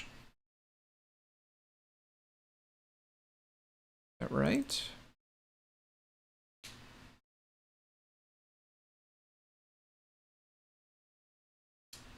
Oh, okay. So this one does refer back, but this is referring to the main bundle, the Adafruit library bundle. I wonder if this doesn't get used because we copied all of our stuff out of the community bundle. But this does not actually look like it's doing anything with the community bundle. Interesting. I think we should change it anyway. I'm not sure again. It seems like it might not be getting used since it does seem to point to the wrong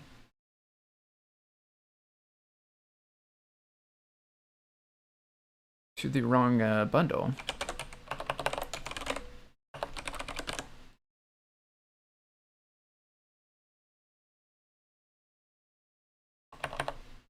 gonna go org bundle. I'll make the same change in the Mac one.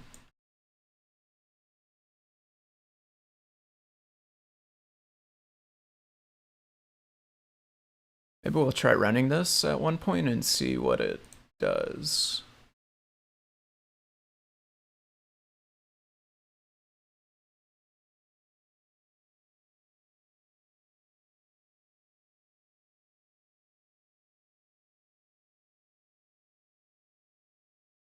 Loading. I'm not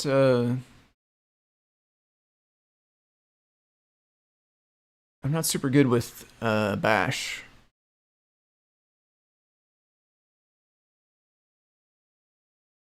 Curl is going to download it. I do know that. That's going to download it or fetch it from the internet, basically. Echo is going to print out latest release.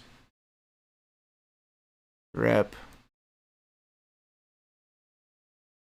Not 100% sure what's going on here. Some kind of regex magic, it looks like.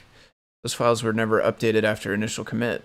I gotcha. Yeah, thank you for checking on the history of that. So my guess is these probably just don't get used on the community bundle. Not sure if there's like, not sure if they should be getting used and they're not, or if they just aren't needed for some reason. On the community bundle. One other thing actually we could change is we could do this. CircuitPython org modules works in progress.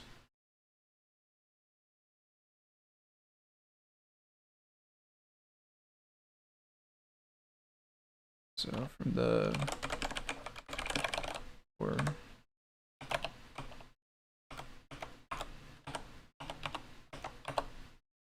try to make this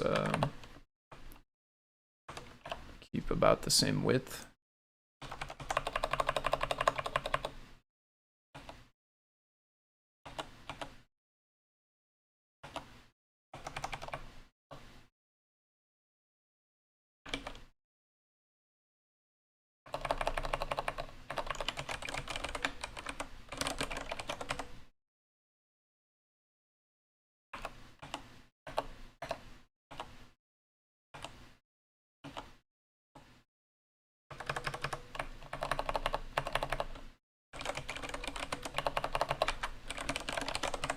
Okay.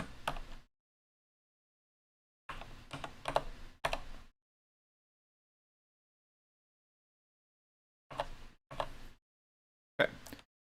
So we'll take out the list that's there, because of course this is going to be a separate list.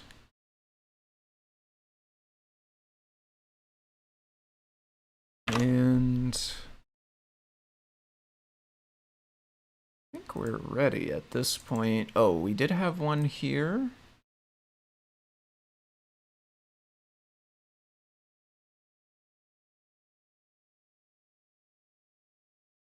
Oh, you know what though? This did not come up. Oh, git grep. It only searched stuff that's checked into the repo, and we have hardly checked anything in. All these ones that are red are not checked in. So my git grep earlier, where I searched for community and only found one thing, that was not actually accurate. I mean, it was accurate for what's checked in, but I think what we want to do actually is go git add.git ignore. And I actually like to push git ignore by itself. We have some other changes here, so it's not actually going to be by itself, but I tend to like to do this. I don't know if it's actually required. It might be the case I could just add other things now and it'd be fine. But I sometimes get superstitious or whatever, so I like to get my git ignore added, committed, pushed, and then come back and add my other stuff. That way I can be sure that the git ignore is actually taking effect when I try to add other things. So initial commit.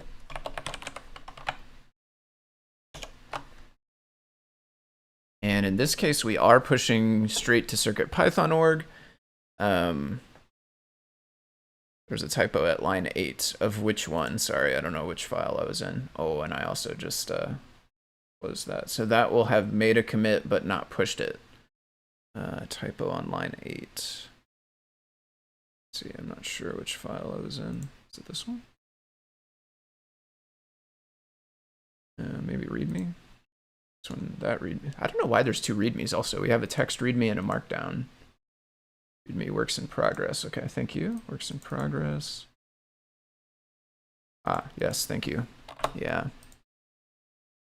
I mess that one up sometimes. Let's just double check here. Yeah, thank you for catching that.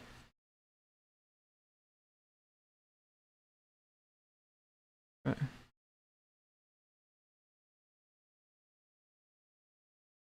All right. It's looking good now, I think. Okay. So we can actually go ahead and push. It is pushing to main, which is good.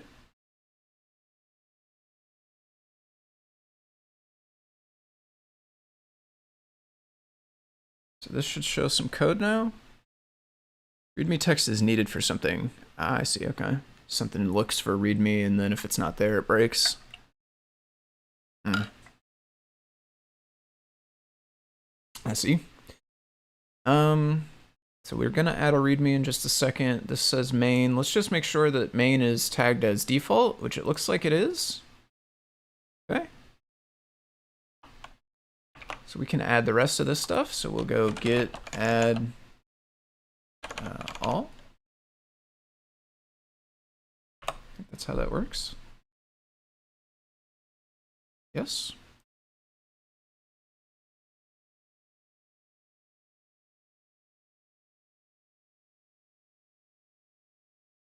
And again, this will end up getting changed.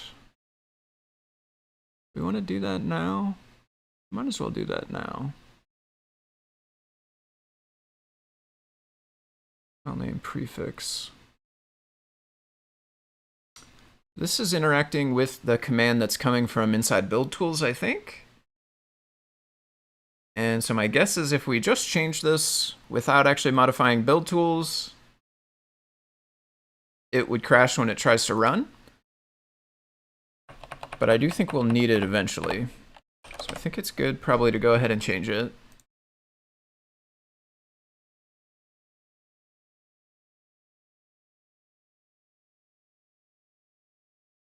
And then we will probably check out build tools and try to work on the building. We'll need to add the first library first, and then we can try to work on the building. So we've got this stuff added. Is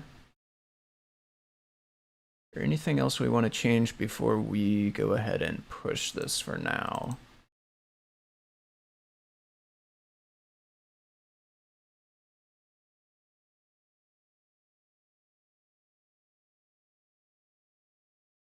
That links back to the main project, which makes sense.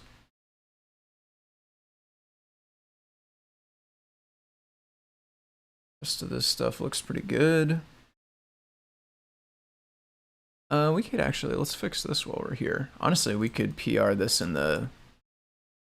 Is this broken in the main bundle as well?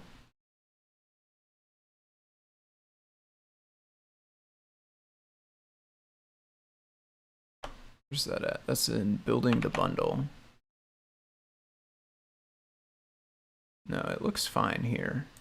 I wonder, maybe this is just a quirk of PyCharm.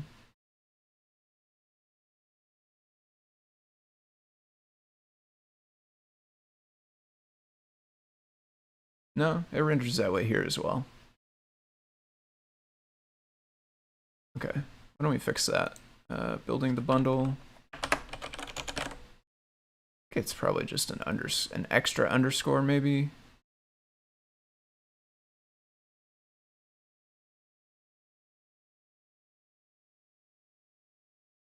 So let's try to find another spot where there's a link.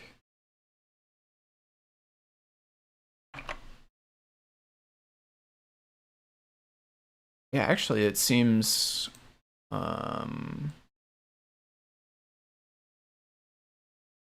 guess in the goal is that this text would be linkified with this link.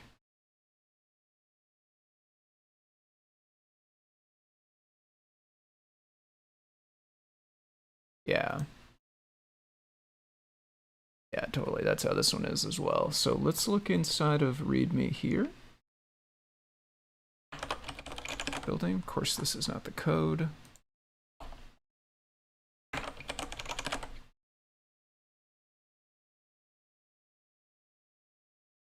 Okay, so we have a backtick at the beginning, then the text, then a link that's wrapped in greater than less than.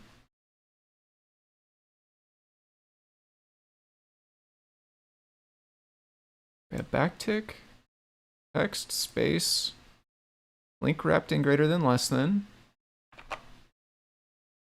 Then another backtick, then an underscore, space, package. That seems to be the same, actually.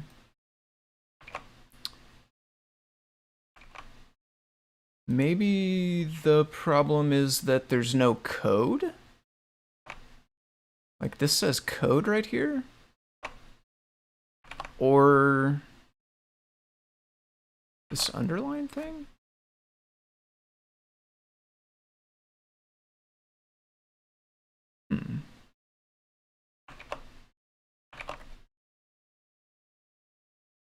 That is weird. Let's copy this.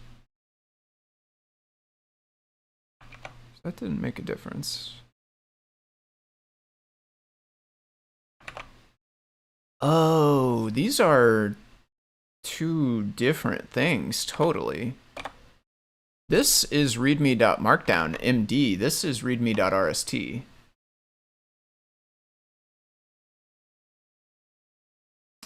How? Yeah. Yeah, thank you.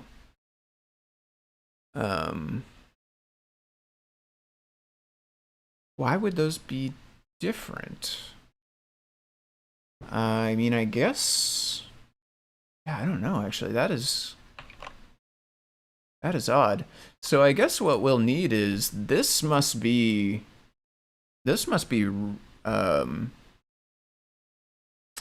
RST syntax. Yeah, that's what we need right there, is markdown syntax. Thank you. This one. I wonder if we would want to switch this over. I would think these should probably match. This will make it so they match on the page, but...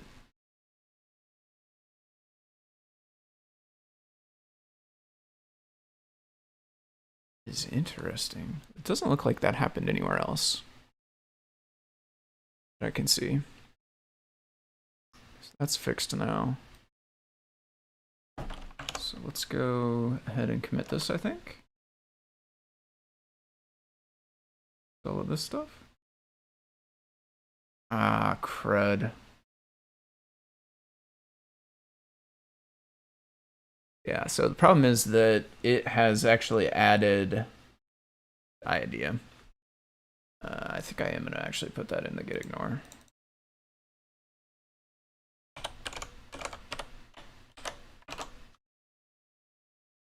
And now I'm going to try to figure out how to fix it. I think what we want is git rm-r cached.idea. R for recursive, because it is a folder. Cached, because we want to actually keep the files locally, not delete them. We just want to remove them from the repo.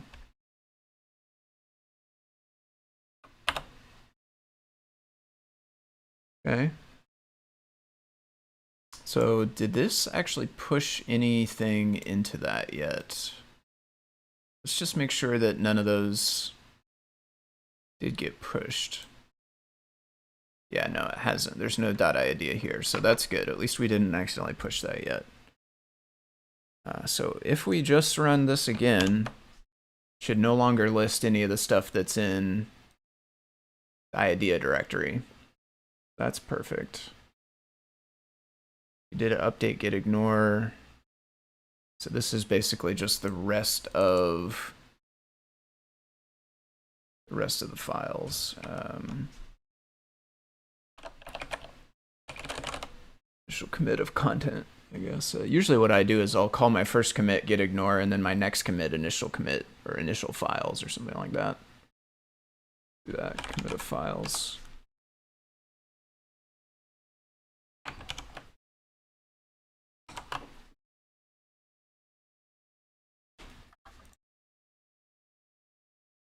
Okay, so now this should be showing up a lot more files here.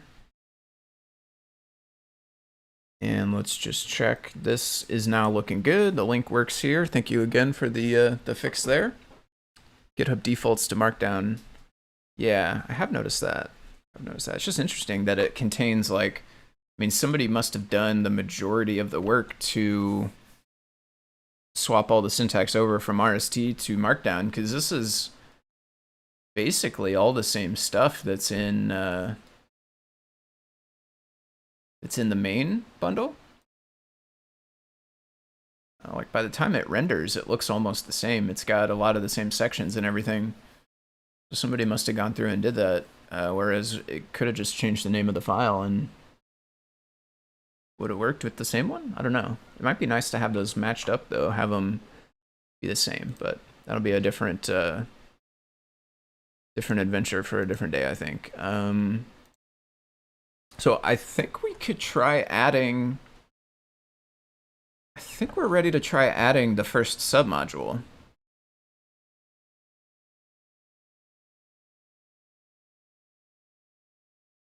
Yeah. So let's just grab one of the, let's grab one of these. We could just do this one, I think. And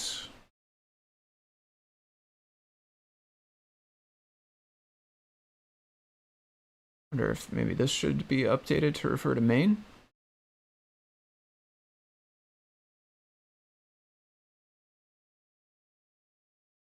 Yeah, actually, I think I'm gonna, well, let's look in this.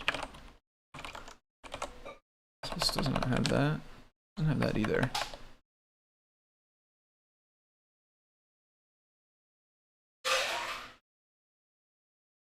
Interesting.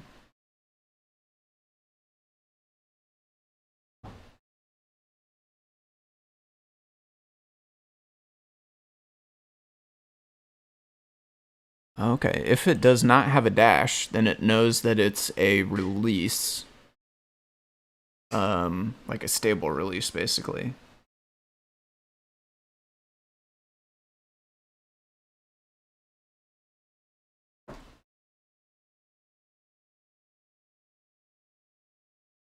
So is that, I mean, master and main don't have a dash in them either, though, so I'm not sure how this is actually excluding. Okay, maybe we won't change that yet. I don't want to change it in the README if it's not actually true how it works, and I don't really understand how that works just yet, so I think I'll leave that for now. We will run this adding, so we're going to say Git Submodule Add. Git sub, let's see, nope, this is the wrong directory. This is in the main bundle. I'm going to close that. That way we only have the org bundle up. Git Submodule Add, say annotation. Libraries. And this is a helper. And then I think we would just want display IO annotation probably.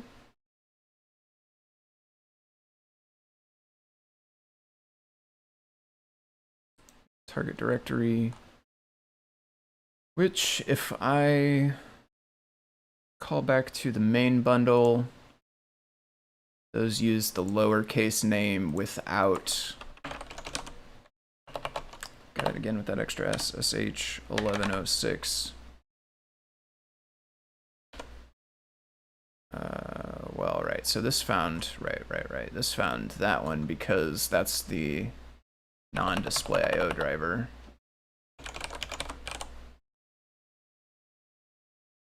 Doesn't have display IO listed. This is the community bundle. Got too many tabs going on here. Yeah, for sure. Thanks for hanging out, Lay Samurai, and all the help. Honestly, you've been a huge help linking me to all of this stuff. So, and catching that typo as well. Thanks. Hope you have a nice rest of the day.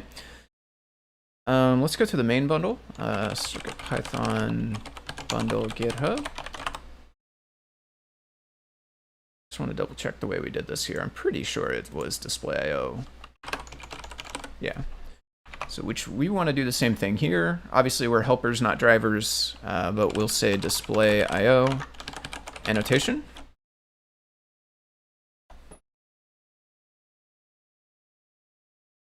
Let's do, we'll put a little wave on there. Okay. Is that all we need? I think that is all we need.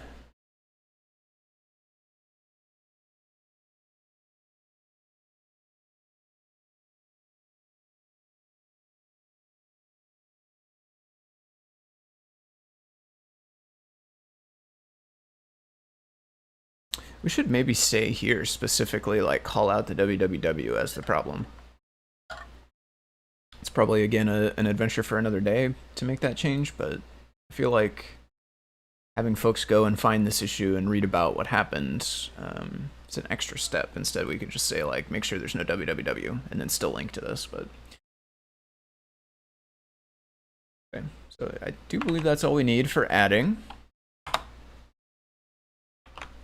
And they don't mention modifying this file, of course, because we saw that link from a little bit ago, that AdaBot is actually creating this. So for now, I think I'm going to leave it without changing anything there. And I think what we'll do is just push this. And once we have it pushed, we could start trying to figure out if the build works, and if not, what we need to change in order to get it working. So let's do that. So we have our display annotation, display IO annotation. We have our change in Git modules. Of course, we would have the changes inside like .git config as well, but those don't count as changes to PyCharm. We're looking here now. We do have a modules. We do have a display IO annotation, and then I think we would also have inside of here, yeah, a submodule listed here. Okay, this is nice. Sorry, I kind of take these trips and go and check on things like this. I don't know, doesn't always, you know, it's obviously not necessary for me to go and look at that, but this is kind of how I learn a lot of this stuff, is like run the command and then go and see what is actually happening. So I think we're ready to go here, adding annotation. Let's spell that right.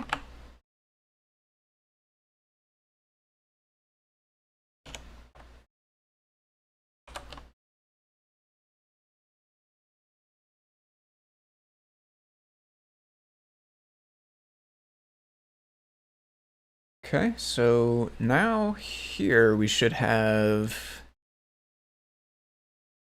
I guess there's not going to be too much that has changed at this point. It would be listed, of course, inside of here.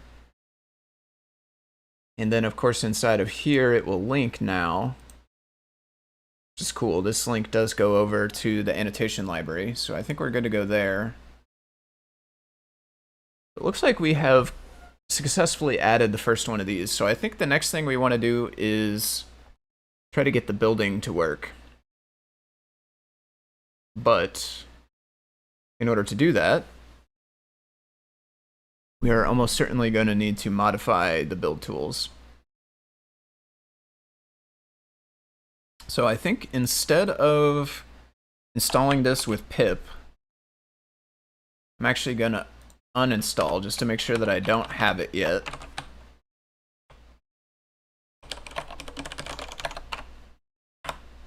I probably... Oh, no, yeah, I do. Okay, so let's uninstall that. And then let's clone that repo. And actually, I'm gonna have to take a quick break here in just a minute. I'm gonna run to the restroom and then be right back. But first, let's find this repo. We'll start at cloning. That way, build tools, CircuitPython. That way that it can be working on something at least. I don't think it'll take that long to clone though, but that's all right. This, and let's make sure, I'm not sure if I would have this already or not. Tools. Oh, it doesn't look like it.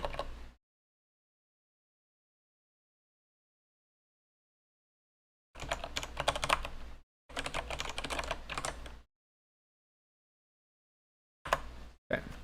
All right, yeah, that didn't take any time at all, but that's all right. So I'm gonna take a quick break. I'll be right back, and then we'll continue this. Ooh.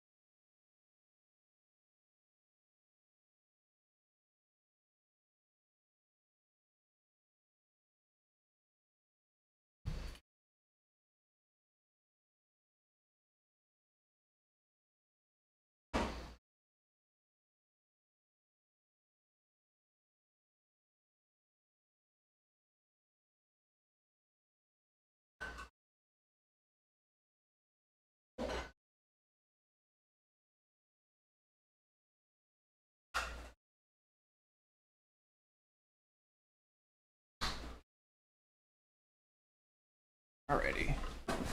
Quick top up on the water as well. Let's get back to it here.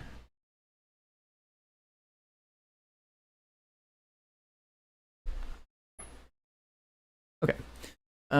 So we have build tools. Let's open that up in PyCharm and let's take a look at what is actually used for building the bundles. So this says, back in our README here, this says for building the bundle, you need to install build tools. This is all if you are using a virtual environment. I don't tend to do it. I probably should for some things, but I kind of find it easier, honestly, to just install everything in my main Python, and then unless I have a specific conflict where I need two different versions of something for two different projects, then I'll use an environment, but I try to just keep things on the same version and make the required changes when need be. So I just installed it to my base install Python. So we don't need to activate an environment, and then it pretty much just says run build sh. But build sh is here, which runs CircuitPython build bundles.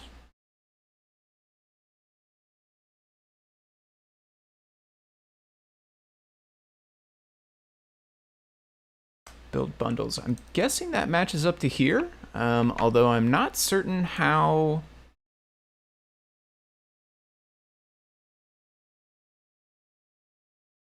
So now that we've installed build tools, do we just have this command? These are dashes, build bundles. Is this like, command not found? Maybe we do have to use environment. Oh, no. We did not install it. We uninstalled it. We uninstalled it. So actually what we would do is if we installed it from this local one, that would put it back. And then do we have this command? We do. Okay. I don't know how.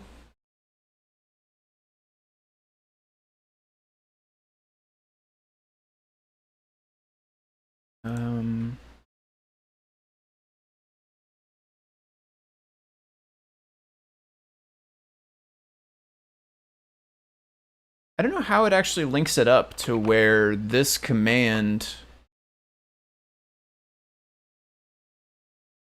Right here it looks like. Entry points, console scripts.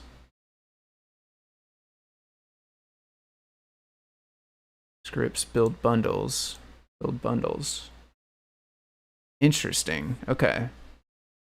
I've never, this is another thing I've never really learned about, but I think I see what's going on here. This is declaring CircuitPython build bundles to a command that will then point to build tools, scripts, build bundles. I do think I follow that now. That might be a fun thing to actually go and read about one of these days as well, but I think for now I'll just plow ahead with the tiny little bit of knowledge that I did learn there. And so this does take some other parameters, because this is passing file name prefix. We updated this to say org bundle, libraries, depth. So what did the print all for this? This actually tells us some useful information. File name prefix. Okay, so that's actually, this is choosing the name of the output zip, which means actually that this is what we want, CircuitPython org bundle, and it means that we might not need to change anything else. It's not actually like trying to pull from GitHub or anywhere. This is choosing the name of an output. That does make sense. What are the other library location? With the location of the libraries inside the bundle, which in this case is just in the folder called libraries. Library depth 2. Useful when multiple libraries are bundled together, but are initially in separate subfolders. I think this is meaning like the way we have drivers folder versus helpers folder. And so it's set to 2 there because both of them are inside libraries. It goes libraries, then either drivers or helpers, and then the folders for each of your submodules. Guessing if we didn't have libraries, it was just drivers and helpers directly into here, then we might only need a 1 here. Or if we just had stuff inside of libraries and not drivers and helpers, then similarly we might only need a 1 here as well. But 2 is going to be what we want for this. And then the other thing it says here, package folder prefix, $P. I don't know what that's doing. That is something with shell. Oh, here we go. We have this. Okay. P is getting set to a variable. Not going to be able to follow everything that's going on inside of here, but somehow this is running some things, doing some regex type stuff, using, I'm guessing, I don't know what gawk is, but I know awk I think is, can take things out of columns, like if they're tab separated or something like that. Guessing something like that's going on here. This is all getting stored inside of P, which is then getting used here for the package prefix. Okay. So can we try just running this? Maybe this will actually do something. Maybe this will actually work now. So we did install this. We don't need to activate because we installed it in the base repo and then just says run build. So let's try that. What does happen if we run build? Okay, it did not blow up and print a bunch of red stuff. Honestly, we might have got a build here. We might have got a successful build. Let's look at what it printed though. We do have some kind of regex error. We generated versions, we zipped. Okay. Okay, we got the docs requirements text. We got our annotation. Conf. We got our examples, simple test example for the annotation. CircuitPython org bundle. This must be like a commit hash or something.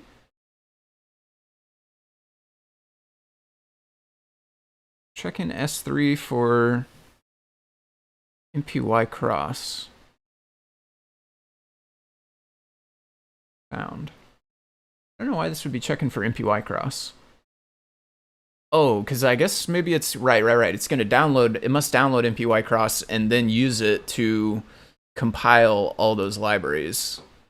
Which in our case, we just have the one. Then this is saying zipping, text. This is now MPY instead of PY, so it did run that MPY cross on it. I think for the comp file, I don't know if we really want the comp file to get MPY crossed.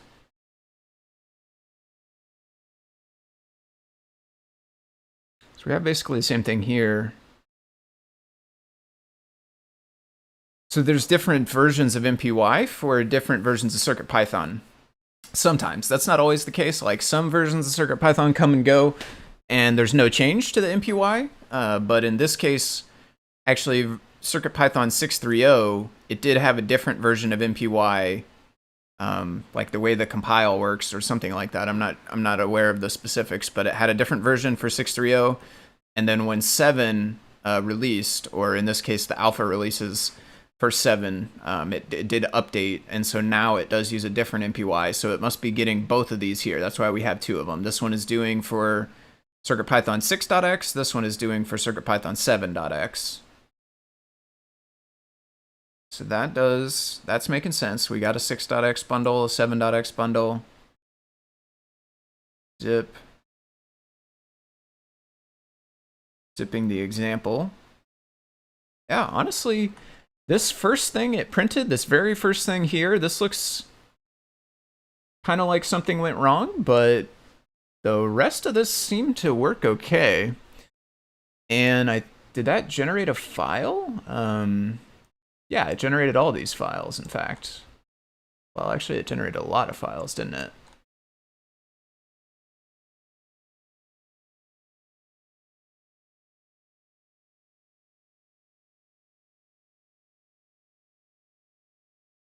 Okay, hold on, we're inside the zip. That's not where we want to go. Let's go here. Okay, so we got 4 zips created. We got the 6x, the 7x, we got the Py ones, which are not compiled at all. That's just plain text Python. And then we got the examples.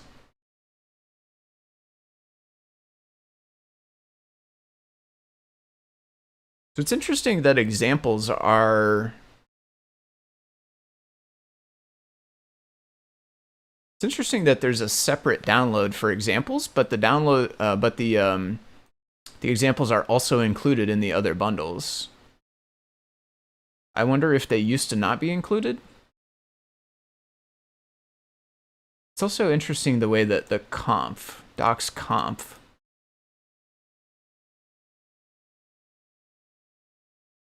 I'm kind of curious actually. If we go to community bundle,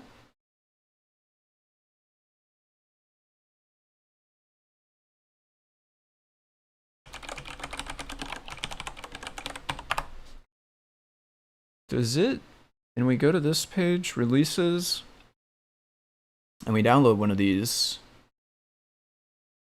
Does this actually have inside of it docsconf.mpy as well? Or is that something maybe that we might have messed up or that we would still need to change?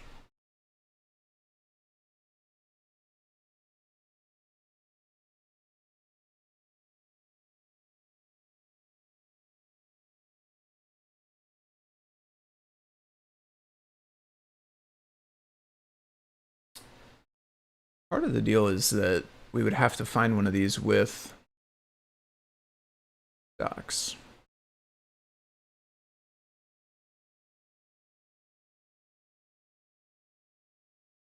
Another thing that is interesting is that on these ones, some of the MPY files are just in the root of lib, not the directory that matches.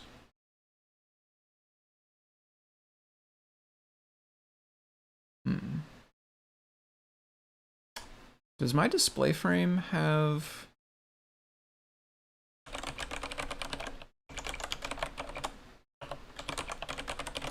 docsconf? Does. Somehow the community bundle is not including that, but the org bundle, which we just ran, did include that.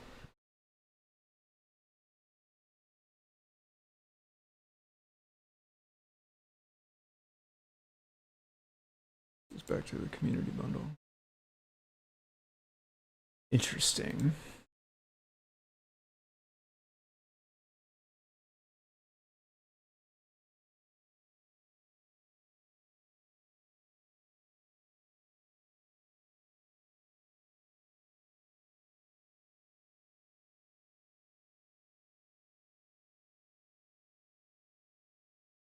I don't know if that requirements is right either.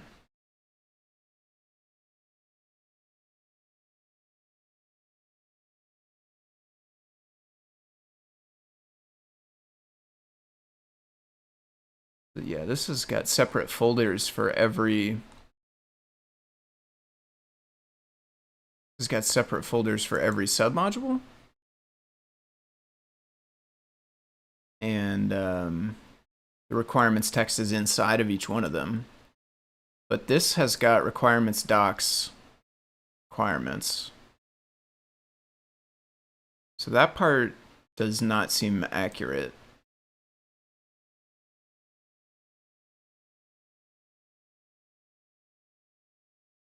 And it also has docs inside of lib, which similarly does not seem accurate.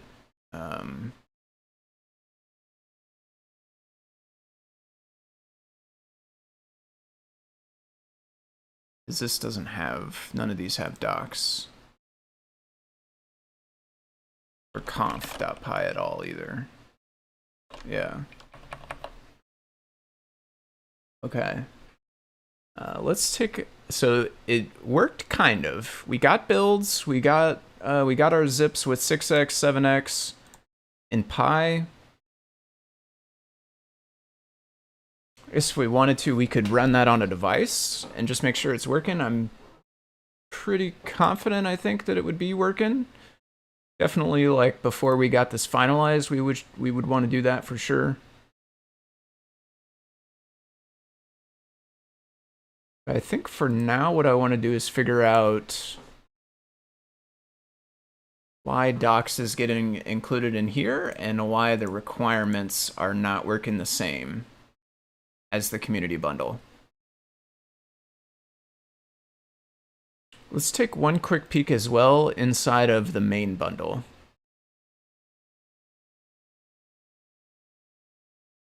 Got too many tabs again.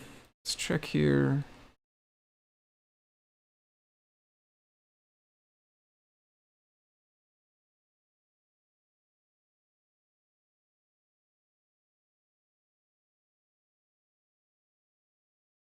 I think we're pretty close, actually. That was a lot A lot more than I was expecting to get out of the first build, to be honest, so I'm pretty happy with that. Let's go here.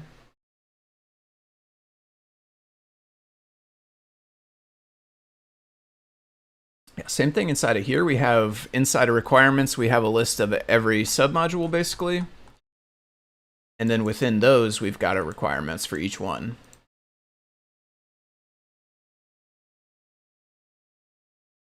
And we do not have docs or conf inside of lib. Okay. So the main bundle matches the community bundle, but our org bundle is somehow being different. So let's take a look and see if we can't figure out why. This is the prefix of the output file, location of the libraries, the depth.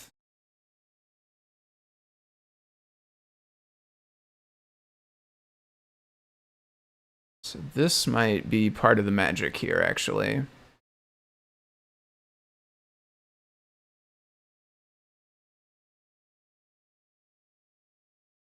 I think I want to try something. Let's comment this line out and echo, do we do it like this? P? I think that's probably how that would work. I'm curious what this prints.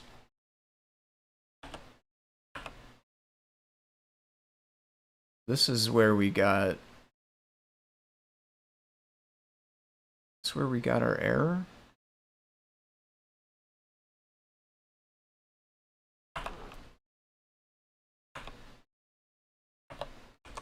Echo before, echo after. Okay, no, so this comes earlier. This comes before we do anything. We got our before, we got our after, and we got an empty space in between.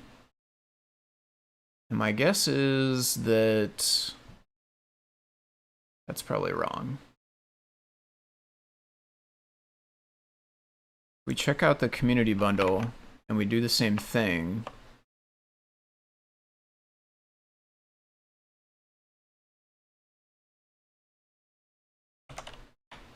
And we run this in here.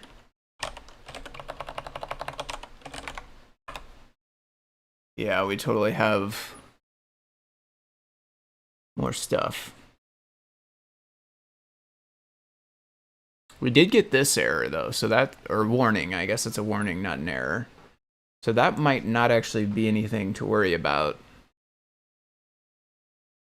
But we're gonna have to do our best to try to understand whatever is going on here, which is gonna be a bit tough for me, truthfully. Let's, boy, how do we even start tackling this?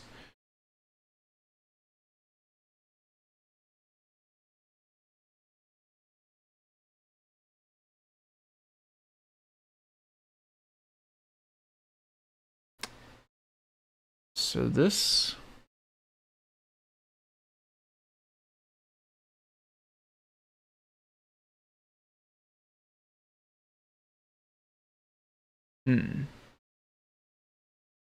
this is like creating an array somewhere.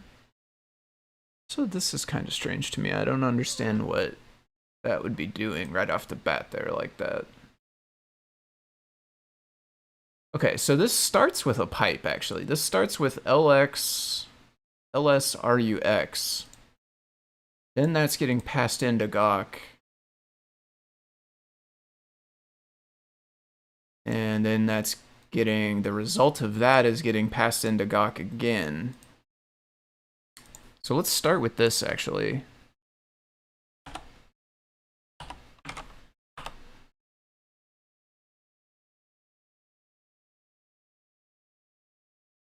Okay, so this says listed out.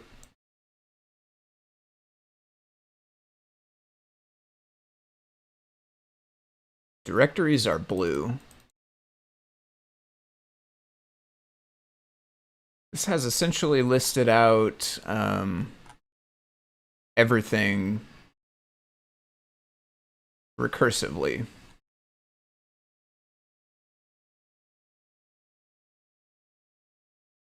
Like if we look at this one, it started with arrow line. Inside of there, it found there was a docs, a licenses, and a examples. It did docs next. Inside of there, it found that there was a static.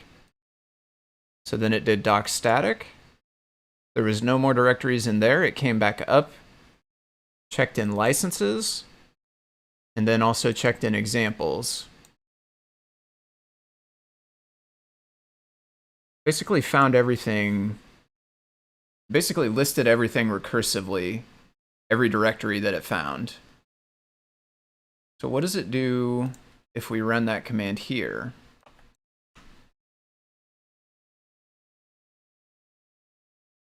One seems to do the same thing so far. One thing is it is looking inside the zips. So we maybe want to delete those zips. I didn't know that ls could see inside of a zip file.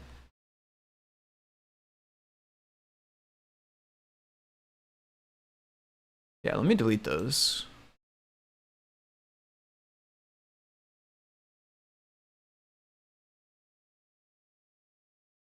Actually do this as well. Let's delete that as well. Delete all of those. And then run this. Okay. Now we've got what it would have seen the first time when it ran this.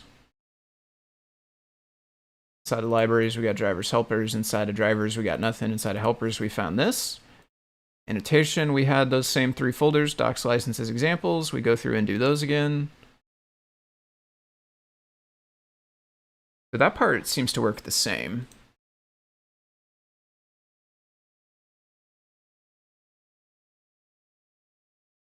The next thing here is where it does get a little tougher for me. What is this? Does this say what it does?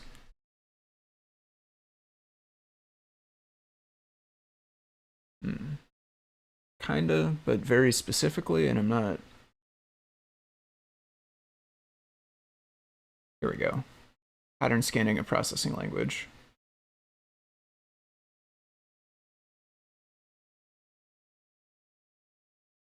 Okay.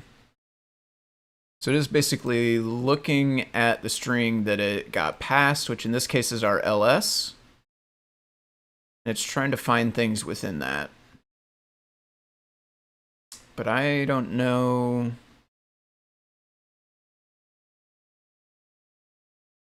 I don't know as though I'm going to have get the gawk error. Yeah. Yeah, I saw that as well. We do get that warning on the community bundle as well. I'm guessing that that's fine for now. It's well, no, this is : / yeah, I guess maybe it's coming from here. It's the only part where I see a /:, but not sure what it means really. This is kind of saying match.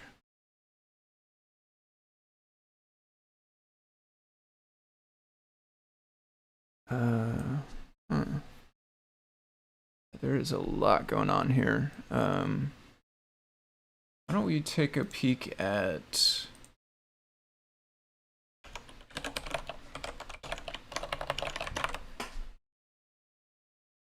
let's take a higher level look at this.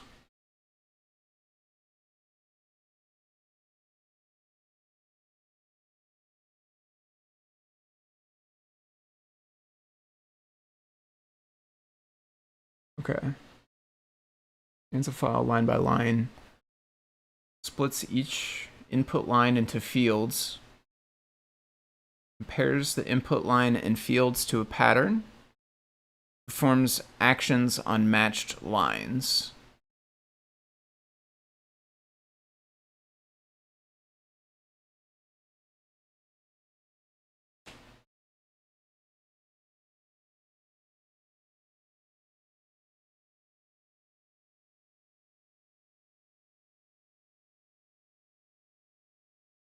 We are using this capital F here.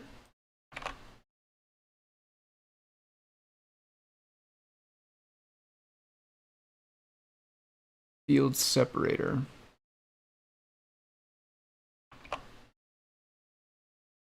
Okay. So that's saying our field separator is new line.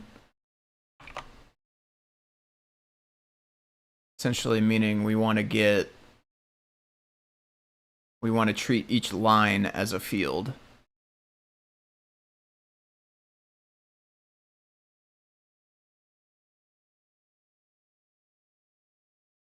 We don't do any dash V's or vars.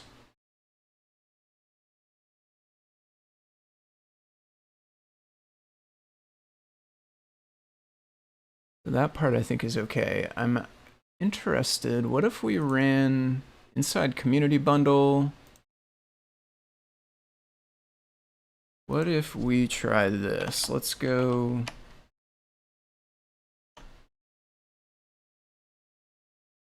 What if we try taking out the second one of these? Let's see what it looks like after the first step only.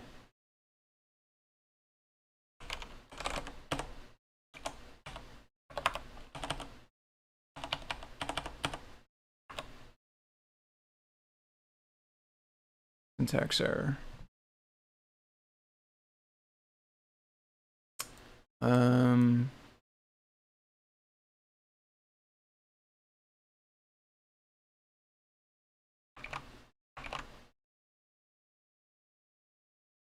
Unexpected token.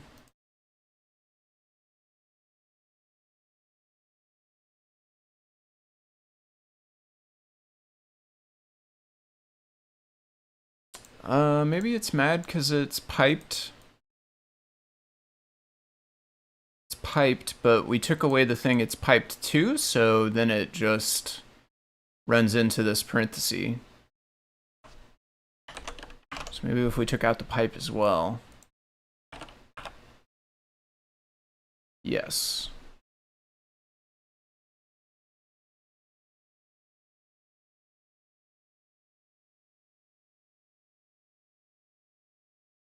So we basically end up with a list of directories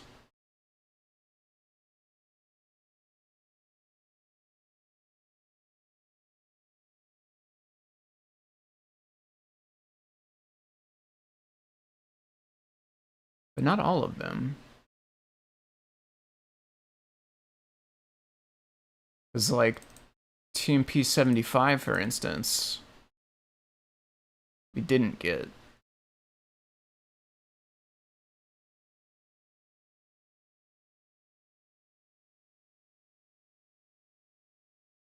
Okay, so if the library has a folder inside of it, that folder inside of it is getting listed.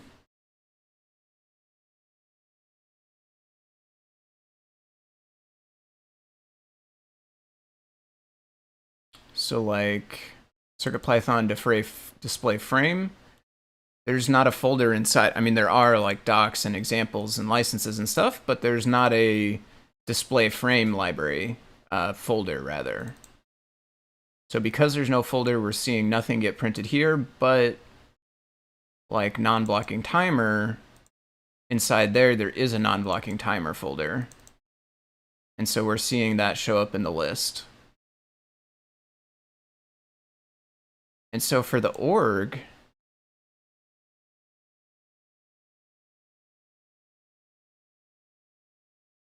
okay, so maybe this is actually correct then, that this is printing blank, because it would be skipping this one or whatever's going on there. It's not finding this one because it's not having another folder called display.io annotation, which I think is fine, right? This is how single file libraries exist. They exist the same way in the community repo and the main repo as well. So it's maybe not actually concerning that we're getting blank here. If we were to add one that had multiple files in the library, then we would be not getting blank, possibly.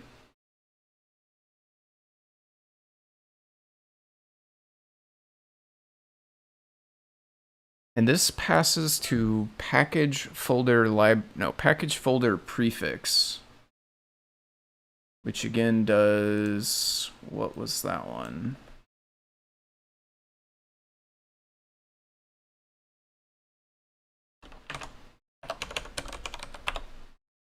Package folder, the prefix string used to determine package folders to bundle.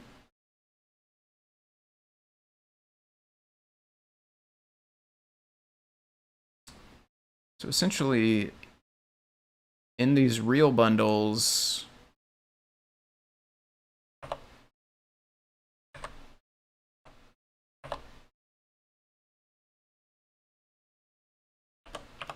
the string ends up being a list of all directories that exist inside of libraries. So libraries that don't have directories are basically not used or not included in this. But ones that do have a subdirectory do get included. And I guess I'm not sure what this is meaning though. Prefix string used to determine package folders to bundle.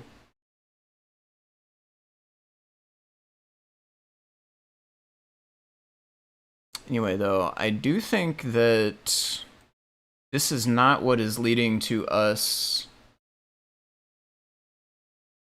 having like docs, for instance. Like if we let this build run normally, let it print this still anyway, but other than that, it'll be a normal run.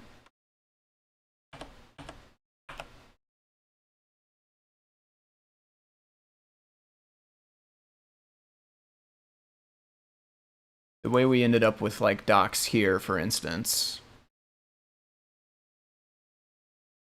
that is not to do with the fact that we did not get our thing listed, I don't think.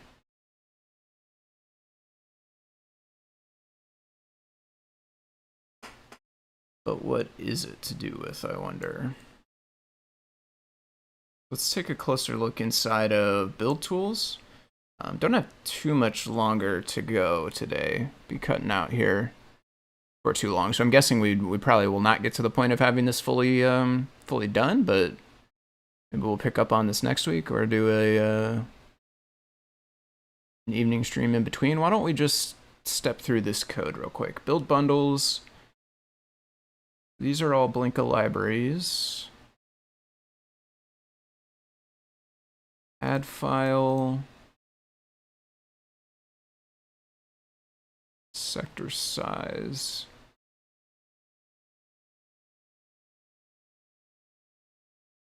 So this is like writing, looks like it's writing maybe raw data into a zip.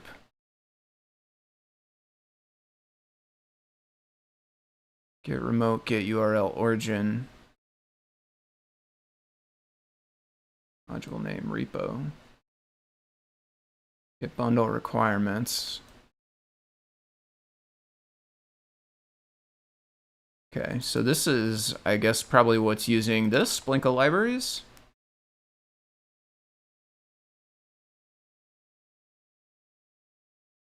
Yep, right there, if it's not in Blinka libraries.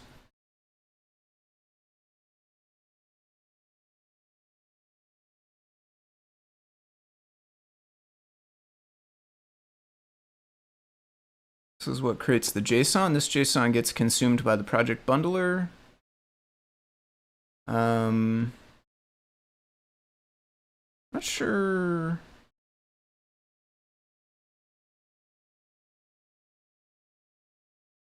Not sure where.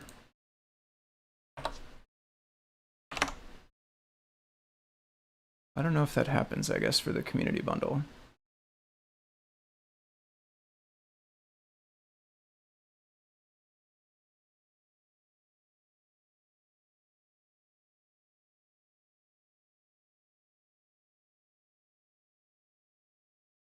We have a build here. Oh no, we don't have a build here in this one.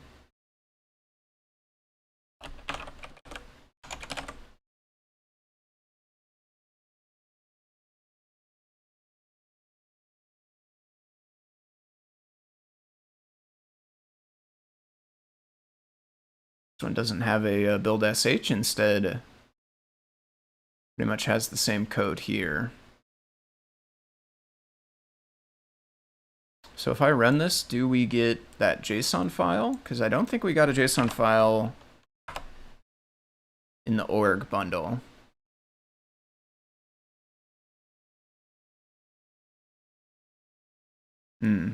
This is probably because of the fact that this one doesn't have a release.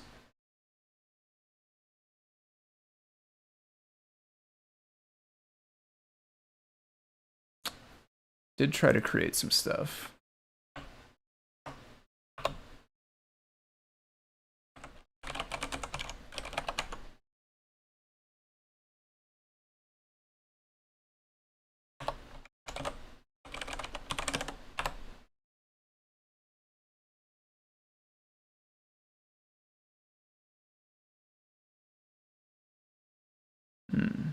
I don't know. I don't know why this doesn't say main.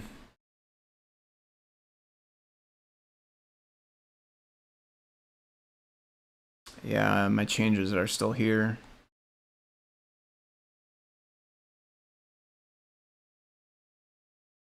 Yeah. Okay. I'm sure there's a way to solve this. Typically what I do is go reclone it, but that's all right. I think I'm gonna skip for now. Let's go back to looking in build tools.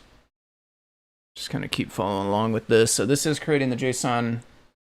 Doesn't seem to be happening for the org one, so we'll make a note kind of mentally to check back on that later and see if we run it on the main repo, the main library bundle, if it generates that JSON file and where it saves it. That way we can see, like, try to figure out if that should be happening for org.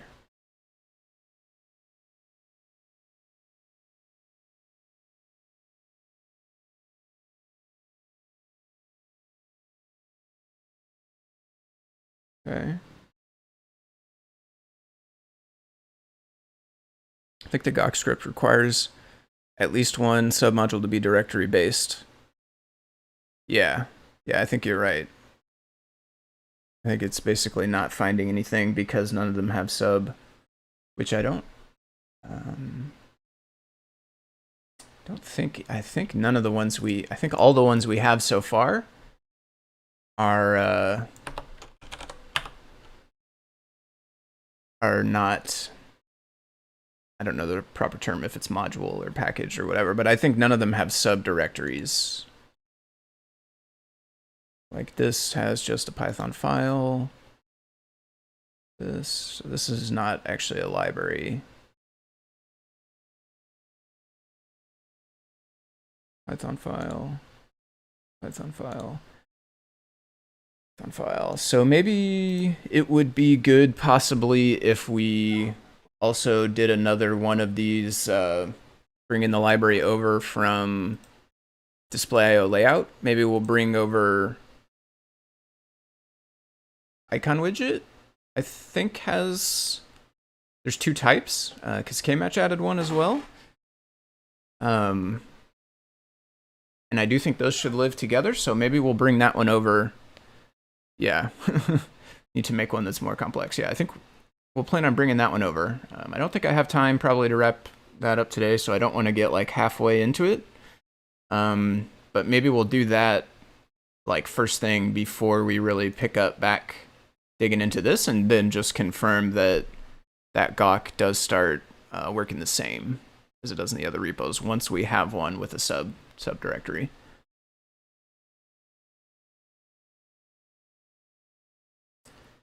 Let's take a quick peek through here, though.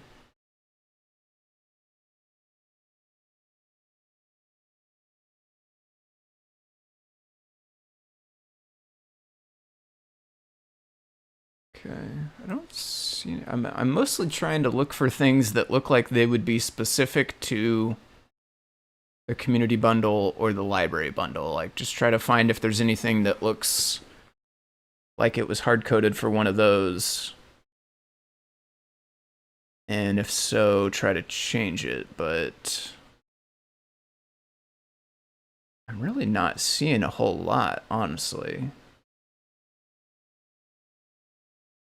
It seems like it would be specific to those. And we did get a bundle built, so even if there is some things that are specific, it's not everything, because we did manage to get a zip to come out.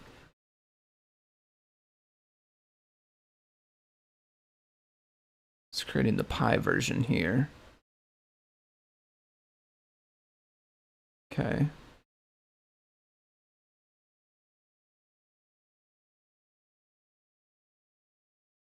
So we'd be skipping this, I think. I don't think we're using Travis at all anymore.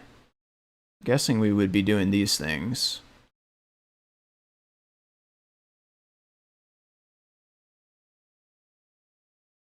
Version. We did get 4 version in target versions. We did end up with 2 of these. This is how we got our 6.3 and our 7. Where does target versions come from? Build tools, target versions. Okay. That makes sense. Let's go back down to where that was at.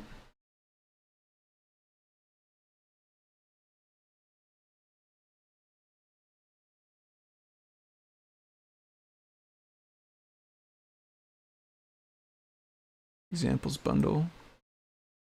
It is interesting to me as well that the examples bundle gets built separately, but the main bundles also include examples. I don't know, maybe that changed somewhere along the way. Maybe those didn't used to be in the main ones. Okay, this is where it would be saving the JSON. And I think, yeah, we don't have any. Oh, no, actually. We did get a JSON. Yeah.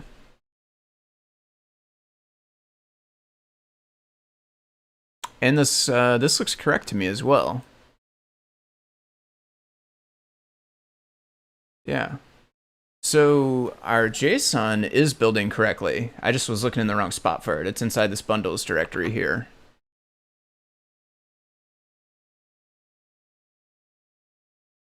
Probably output directory. This variable probably gets set to bundles. Ah, yes, you can pass it, and the default one is bundles. And our build.sh is not passing it, therefore it's using the default one coming out into bundles. That makes sense. That would be back over here. Build.sh. So we don't have a -- output directory anywhere in this line. Okay, so that's actually cool. That means our JSON is getting built. We're actually really close then for, this new org repo to be able to be used by the project bundler and all of that fun stuff. So that's really cool. I think we made it to the end of this though, and I did not really see anything, at least that jumped out to me, that seemed like it would be specific to either the community bundle or the main Adafruit bundle. So unfortunately, I am still a little perplexed about why our org bundle is coming out differently with respect to like the docs conf. That's the main difference. Are there any other big differences?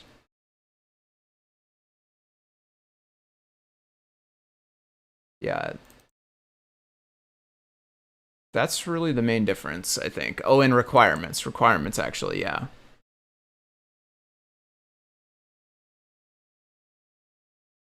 Okay. I wonder if we're confusing it by not having any subdirectory ones. Maybe, like, it does make sense to me that this gawk is coming up empty. Maybe this command just does not like to run with an empty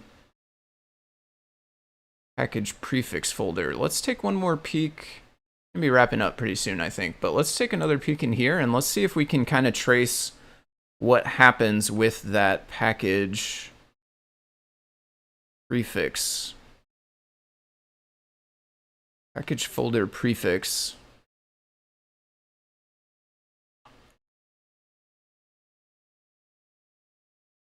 So it defaults to Adafruit. I wonder if we, since we're ending up with a blank line, I wonder if this is defaulting back to Adafruit, then not finding something and then not working how it's intended. Not sure if that would go back to the default or if it would try to use an empty string. Let's take a look at what it gets used for, though. This says, okay, split on comma space. So take it from a string with all those different subdirectories listed like this and split it up into a, well, more like just this line here. Split it up into a list where each element in the list is one of those subdirectories.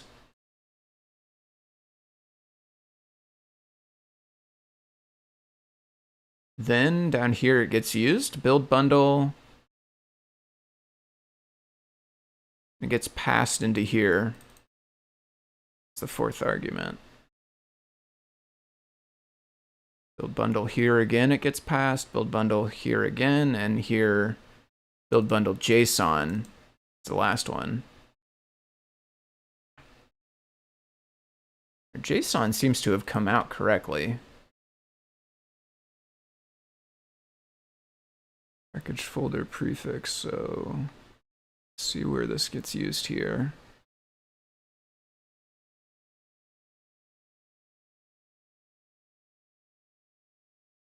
For library path in libs.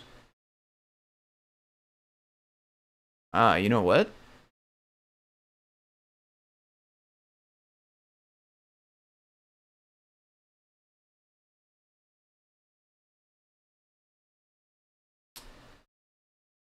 It looks to me like multiple libs. Where does libs? Libs is here. I wonder, this looks like it has different logic if there's more than one library versus if there's only one. So maybe we should be adding a second submodule. We only have one right now. Let's find libraries. Yeah.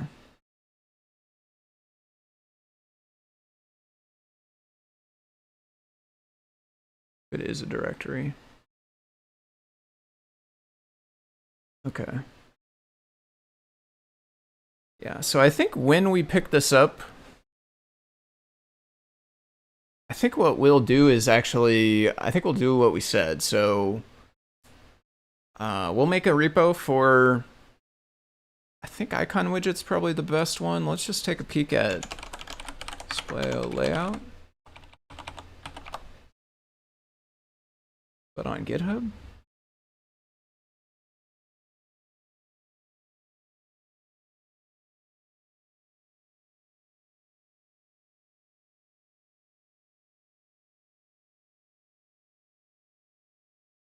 Yeah. We have icon animated, which extends icon widget. So these two go together. So I think what we'll do is make a new repo in CircuitPython org. We'll move in these two, icon animated, icon widget, and then we'll add that as a submodule to our org bundle, and that will give us two things. That will give us at least one library which does have a subdirectory. So then our gawk will not be empty anymore. And it will also give us just a second library, at all. which seems like it would change the logic here. This would then be 2. 2 is greater than 1. We would then do a bunch of extra stuff here that I guess is probably just not taking place today when we run this. So that does seem like a good plan. And I did not, again, kind of just quickly skimming through this, build bundles. Nothing sticks out to me specifically as like, definitely only related to community bundle or Adafruit bundle. So it's not to say that it's definitely not in here. It's possible I'm just missing it, but it seems like we might not, if there are things to change in here, it seems like they might not be that extensive at least. Looks relatively minor, and it is creating the zip for us again, so a lot of it is working. It's just figuring out what's going on with the docs there and the requirements. Let's see, one more thing to check. What is requirements? Git bundle requirements.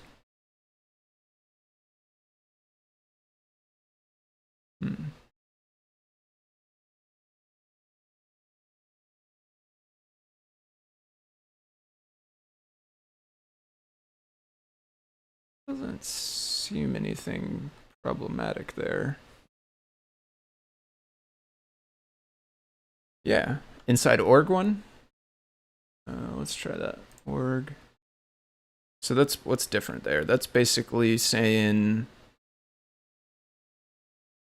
so file name prefix is the same, library location is the same, library depth. So basically just leaving off package folder prefix. Oh, you don't have a docs conf mpy. Let's try that. Let's start fresh. Let's delete all these. Final term, yeah, thank you. Delete these, and then we'll just copy it from here. Org bundle, let's try that. Oh, copied the new line there.